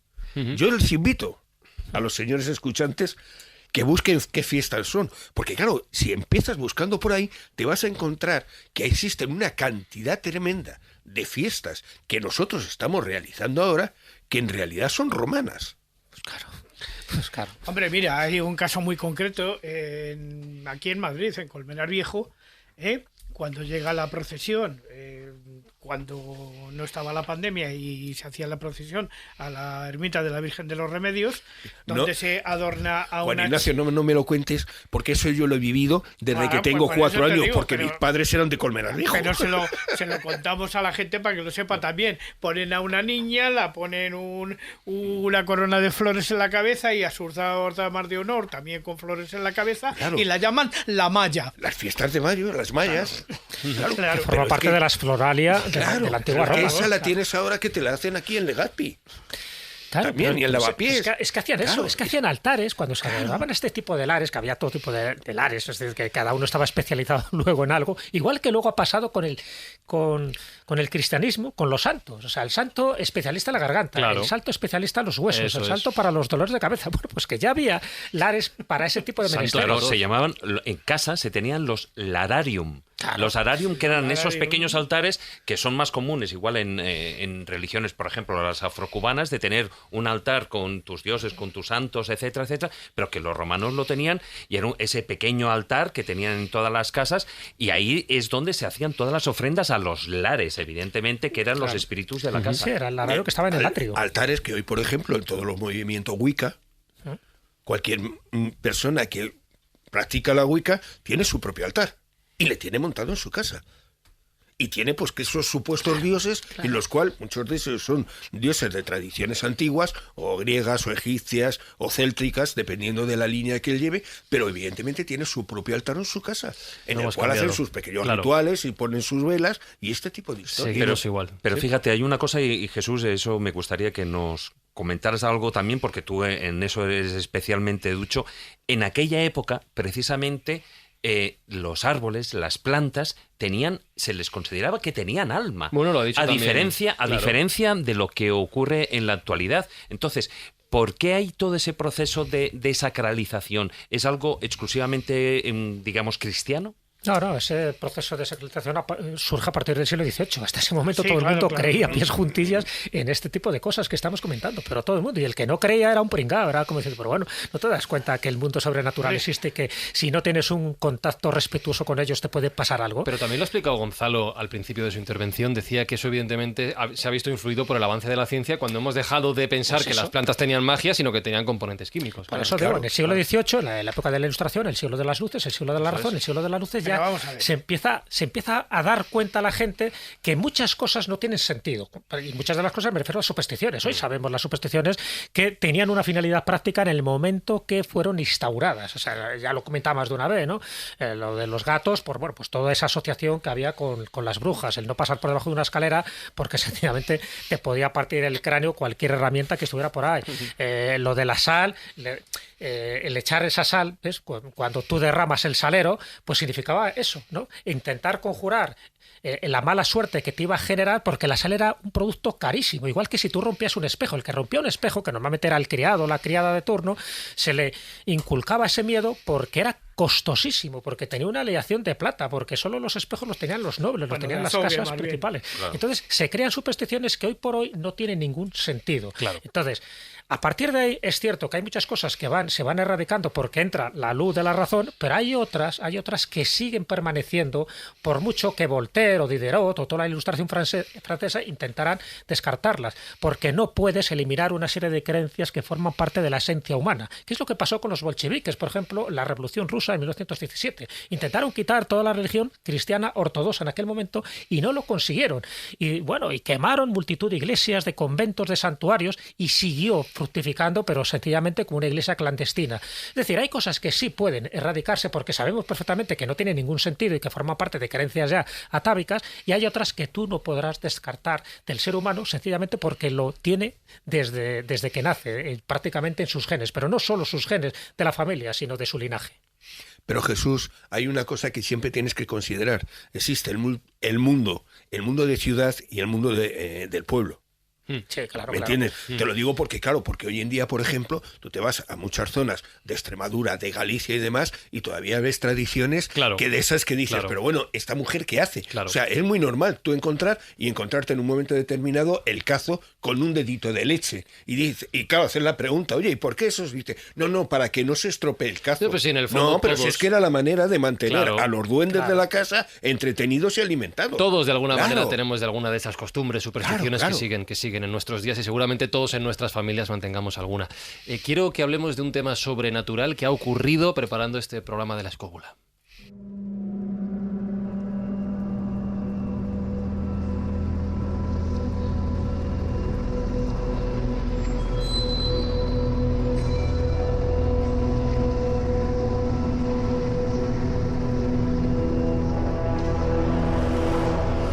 Hemos hablado de todo tipo de seres, de esa fauna a la que hacía referencia Gonzalo.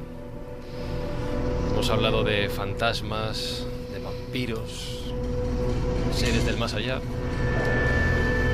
Esto siempre se coordina antes de preparar el programa, más o menos cada uno aporta de lo que va a hablar, hasta que hay una frase que a mí me ha vuelto loco, que firma Juan Ignacio Cuesta, que dice lo siguiente: tocaré el tema de los fenómenos oraculares de las sibilas grecolatinas.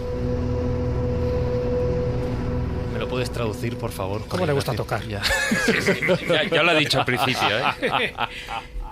Pues es muy sencillo.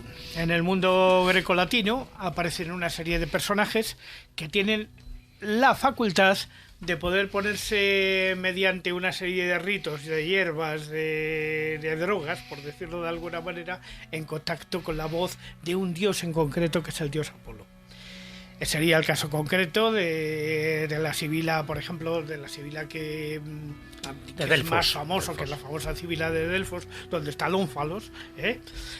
Pero yo quiero tratar una muy en concreto que me parece especialmente querida, que es la sibila de Cumas. La sibila de Cumas, que habita en una pequeña cueva llena de galerías que están una parte en sombra y otra parte en luz, y al final recibe a quienes van a querer su oráculo en una pequeña habitación rodeada de calaveras y cubierta con un velo.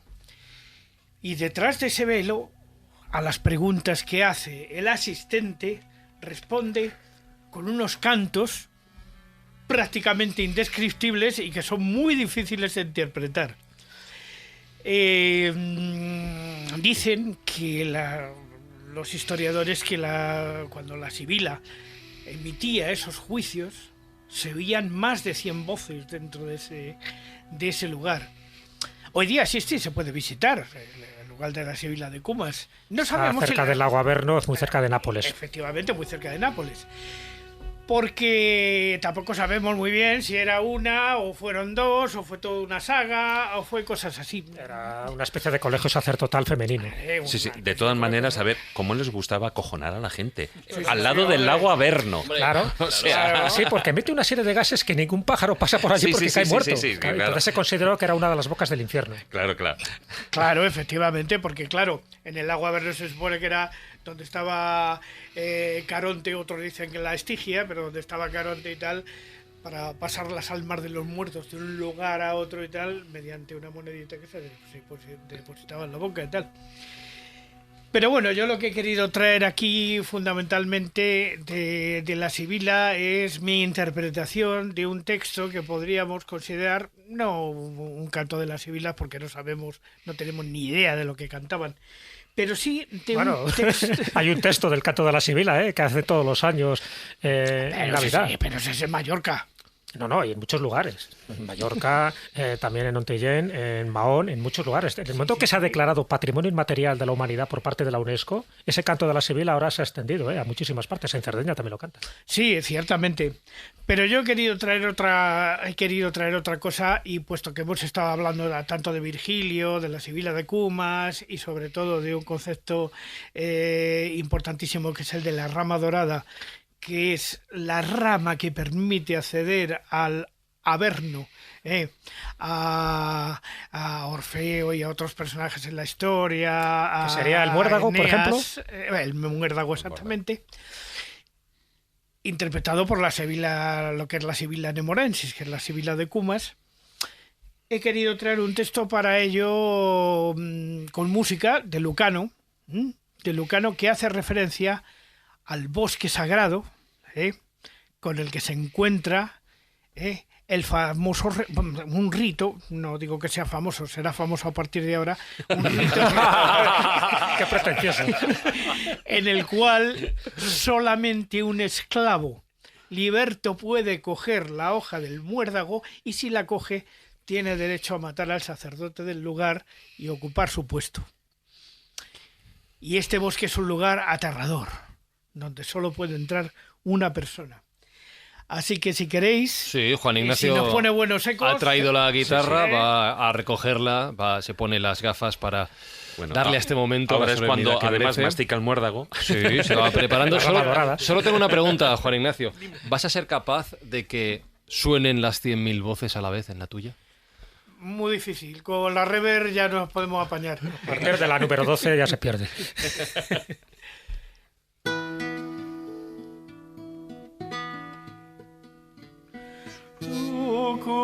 Erat langanunquam violatus absepum scurum fingens connexis aria remissas gelitas altes humot solibus ombram uc non ruquile panes nemuruinque podendes silbaninium facet teneriet sem madavara ritu sacra deum structurae omnis que humanis illustratis gloribus arebor.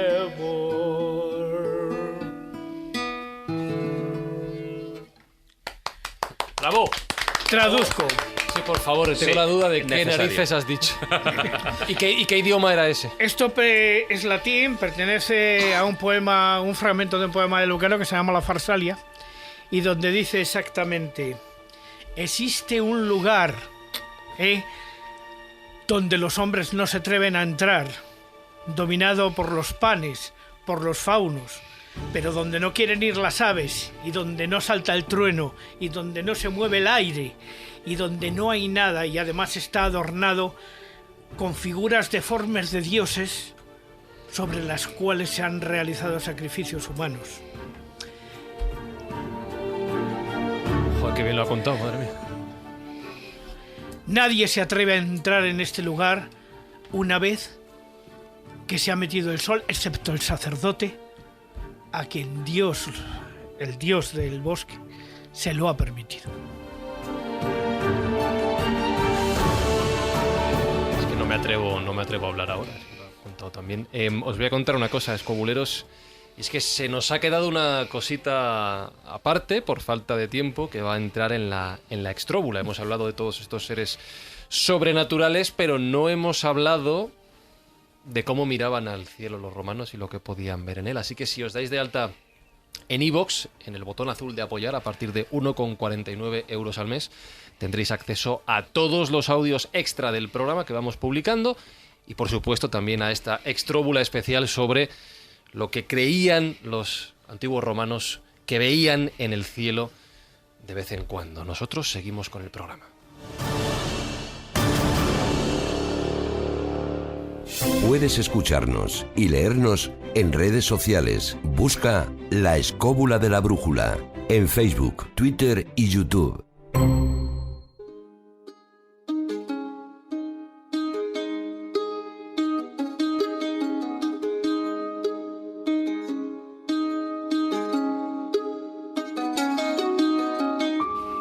Jesum Callejum, no sé si se diría así. ¿Cómo? Bueno, el Jesús yo creo que te ha salido borrado. Ya, me ha salido más. Bueno, Jesús no, he dicho Jesús. Es que yo no sé latín, perdonadme, no sé cómo se... Jesús no creo, Callejus. tampoco. Jesús Callejus. No, sería Yesu, si acaso Yesu. Yesu, sin la S final. Bueno, da igual. Jesús Callejo. Magnífico. A ti te gusta más lo de pijos magníficos, ¿no? Jesús Claro, ya sabía yo. Magnifico Callejus. Tenemos Quentum para terminar el programus. Bueno, más que cuento, a ver, hay muchas historias alrededor de este periodo que estamos analizando. Tenía varias cosas que contar, ¿no? No sería un cuento exactamente. No hemos tocado, por ejemplo, los augures o los arúspices, bueno, que hay historias muy graciosas y muy cachondas, ¿no?, sobre ellos y cómo incluso engañaban, ¿no?, al pueblo. Pero bueno, como Juan Ignacio ha mencionado a la Sibila de Cumas, pues si os parece, cuento cómo esos libros sibilinos al final llegaron a perpetuarse para que sus augurios sirvieran precisamente para eso, para en momentos determinados del pueblo romano, antes de que fuera república, antes de que fuera imperio, pues siguieran las directrices de las que más sabía, porque las sibilas eran mujeres sabias. Entonces hay toda una historia referida a la Sibila de Cumas y de Tarquino, que era un rey, el último rey de Roma, muy llamativa para darnos cuenta de cómo se las gastaba en su momento la Sibila si tú querías adquirir sus libros, unos libros con una sapiencia absoluta, pero que se encuentra con un rey, Tarquino, que no por casualidad tenía el sobrenombre de El Soberbio.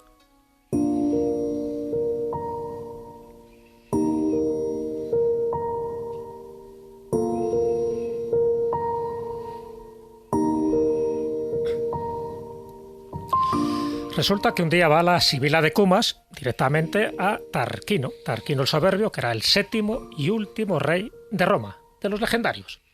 Le llamaban el Soberbio por algo. La Sibila de Cumas, muy conocida porque tenía su gran oráculo en esta cueva de Cumas y le ofrece ni más ni menos que la recopilación de los oráculos, estamos hablando del siglo VI a.C., que son los libros sibilinos, y son 9. Le ofrece los 9. Vienen cuadernados. No como ahora, pero en la época del siglo VI a.C. Y le pide por esos 9 libros, por esos 9 tomos, 300 piezas de oro. ¿Y qué contesta Tarquino? Que nada de la China, que le parece demasiado caro. ¿Qué es lo que hace la Sibila de Cumas?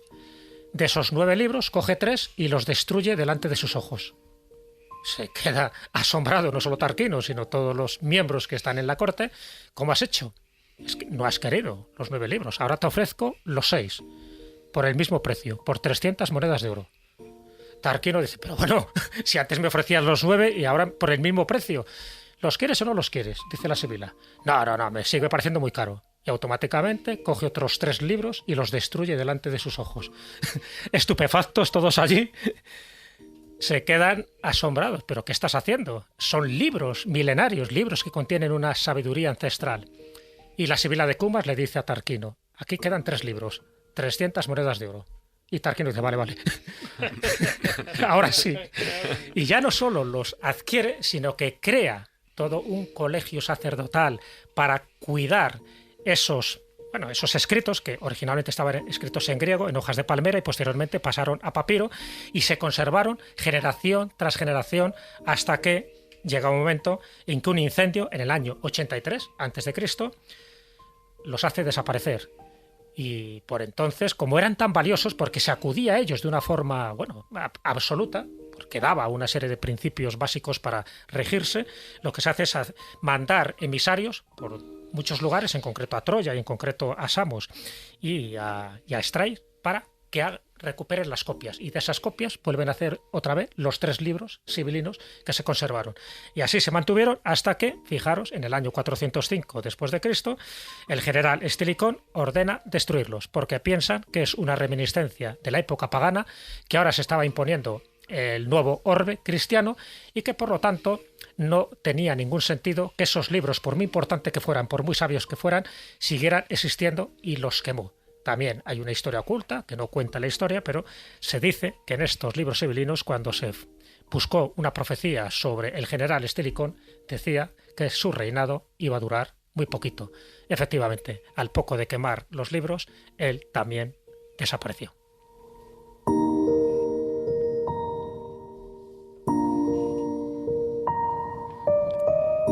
Acabas de resumir en una historia la propia historia de la humanidad y de la soberbia, nunca mejor dicho, y de la búsqueda del conocimiento. Siempre me llamó la atención esta historia porque, bueno, es verdad que cuando te ofrecen algo aparentemente es caro, pero bueno, el dinero yo creo que también es relativo si la información, en este caso los tomos, pues eran de una importancia tan capital porque eran más que libros, era todo un oráculo y por lo tanto eran libros religiosos. Ya digo que al final se crea todo un colegio para custodiarlos.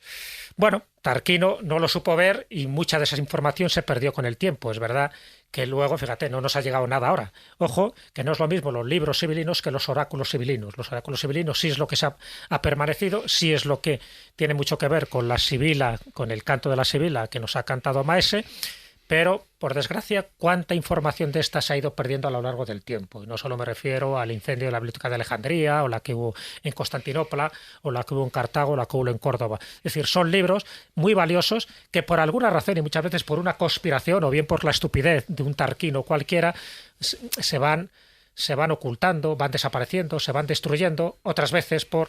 Bueno, pues eso, por una ideología religiosa, en este caso porque consideran que el cristianismo, bueno, pues no caben este tipo de libros paganos, un poco también lo que hace el Islam, ¿no? Los libros que no hablan de Alá, pues no tenían ningún sentido y también hubo bibliocaustos absolutos cometidos por musulmanes. Por lo tanto, nadie está libre de esta barbarie, nadie está libre de esta injuria que se hace contra la humanidad y contra la cultura, y en este caso me parece que es una buena metáfora lo de los libros sibilinos, cómo fueron reflejándose, ¿no?, esa soberbia por parte de un rey que si no se llega a dar prisa, pues posiblemente ni siquiera esos 3 libros se hubieran conservado. Fijaros que al final es del siglo VI a.C. hasta el siglo V después de Cristo, prácticamente un milenio donde estos libros estaban considerados como auténticos oráculos. Lo que es curioso es que su fin estaba predeterminado. Y posiblemente, efectivamente, el fin de este general y el fin también de los libros. Sabes que muchas de las interpretaciones que se hacían, sobre todo al inicio de batallas o al inicio de acontecimientos importantes dentro de la antigua Roma, siempre te daban presagios, ambivalentes. O sea, de esto que según cómo lo interpretaras podía significar una cosa u otra. Por eso era muy importante el vidente, por eso era muy importante la sibila de turno o la pitonisa, porque una mala interpretación te podía llevar a unas malas consecuencias. Pero bueno, básicamente, para mí la moraleja, si es que tiene moraleja esta historia, sencillamente es que el conocimiento se va perdiendo y si no tenemos las antenas bien desplegadas, cuánta información, incluso a día de hoy, se estará perdiendo, en este caso no porque esté destruida, sino sencillamente porque está camuflada entre cantidad de información falsa, anodina o sencillamente tergiversada en aras de perder directamente el destruida. No olvidemos que hace claro. nada ciertos grupos religiosos en Canadá se han dedicado a quemar nuevamente libros, entre los cuales han quemado a Tintín y Asterix. Sí, es la historia de nuestra que es vida, alucinante. la Yo historia creo de que ya la es el límite iba a decir de la estupidez, perdón, pero es que, o sea, porque políticamente no eran correctos. Porque claro, hay algunos, pues bueno, Asterix en África, pues sí, ya lo sabemos, trata a los negritos un poco como tontos. No, lo de Tintín, ¿te refieres? Digo a Sí, Tintín. sí. Pero claro, es directamente, seguimos haciendo los mismos errores. O sea, que no aprendemos, ¿no? No aprendemos, no inventamos, seguimos siendo los mismos, la historia se repite. Me venía a la cabeza una cosa, escobuleros.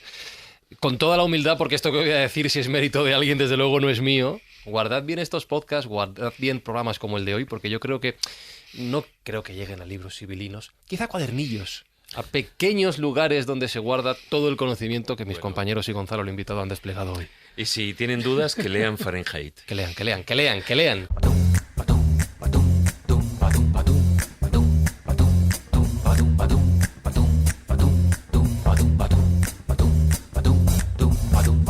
Y no os olvidéis, escobuleros, de que tenéis más contenido de La Escóbula en La Extróbula, pero que si queréis más sobre historia, sobre investigación, sobre descubrimientos, sobre temas interesantísimos, tenéis que pasaros por Ser Historia con Nacho Ares. Hola, escobuleros. ¿Con qué vamos a intentar hacer un poquito más de historia esta semana en Ser Historia?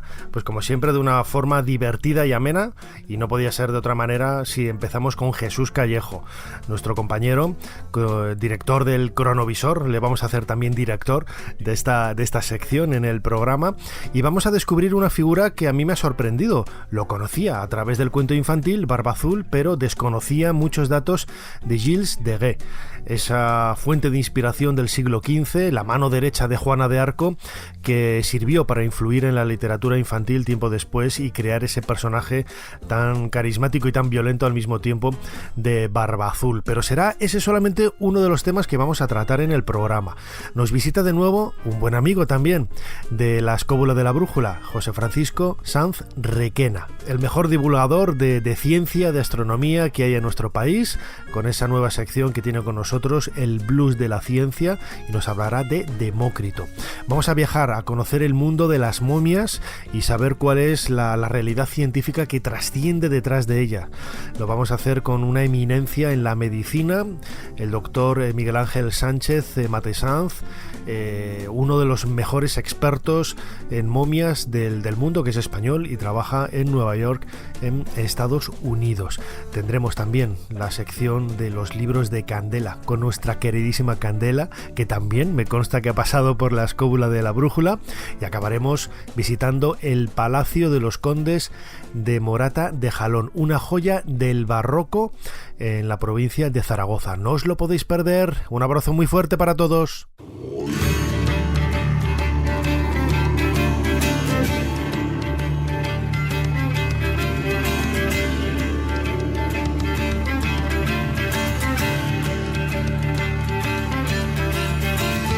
Bueno, David Sentinella, yo creo que ha estado bien volver a grabar presencialmente, volver a estar juntos. Bueno, es una maravilla, ha sido como un paréntesis en el tiempo. La verdad es que luego, una vez puestos en faena, es como... Volver a casa. Bueno, es como volver a cuando aprendes ya a ir en bicicleta, si pasan 10 años y la vuelves a coger... Es lo mismo. Sí, continúa.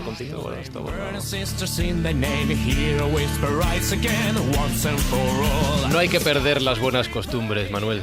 Hombre, y tenemos que recuperar muchas. A ver si recuperamos de una vez ese espíritu de la naturaleza, con todos esos seres mágicos que vivían en ellos, que los romanos creían en ellos, que creía la cultura española, esos íberos, toda esta gente que creían en ellos, que los hemos perdido. A ver si los recuperamos y empezamos a querer nuevamente a esa naturaleza que la estamos destruyendo. A ver, Fran se refería a la costumbre de ir al OVNI. Ya, eso va bueno, ahora, esa es la segunda parte. Esa es la segunda parte.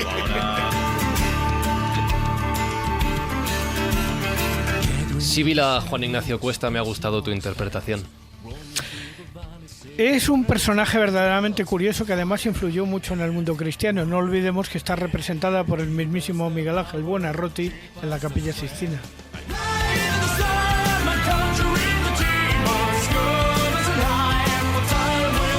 Jesús Callejo, me lo he pasado muy bien, ¿qué quieres que te diga? Y yo también, y yo creo que qué mejor, ¿no?, para poner este broche final, pues tomar unas buenas cervezas, que por cierto, en los banquetes y en las bacanales romanas no era muy del gusto romano la cerveza, sino más bien el vino, porque la cerveza la consideraban bárbara.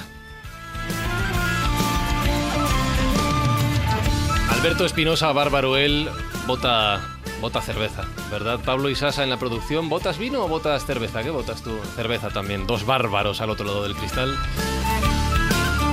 Y un servidor, Fran Lizuz, quizá Coca-Cola, ya sabes.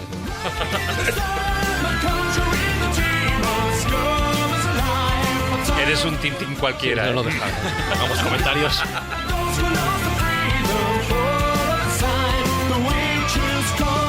Os recuerdo, escobuleros, que estamos en facebook.com/la escóbula de la brújula, que en Twitter somos @escobuleros, y que si queréis algo de nosotros tenéis nuestro correo electrónico contacto@laescobula.com para lo que queráis. Y por supuesto, si queréis más escóbula, tenéis la extróbula disponible en iVoox. A partir de 1,49 € al mes le dais al botón azul de apoyar y semana tras semana la escóbula, si queréis, dura más de 2 horas.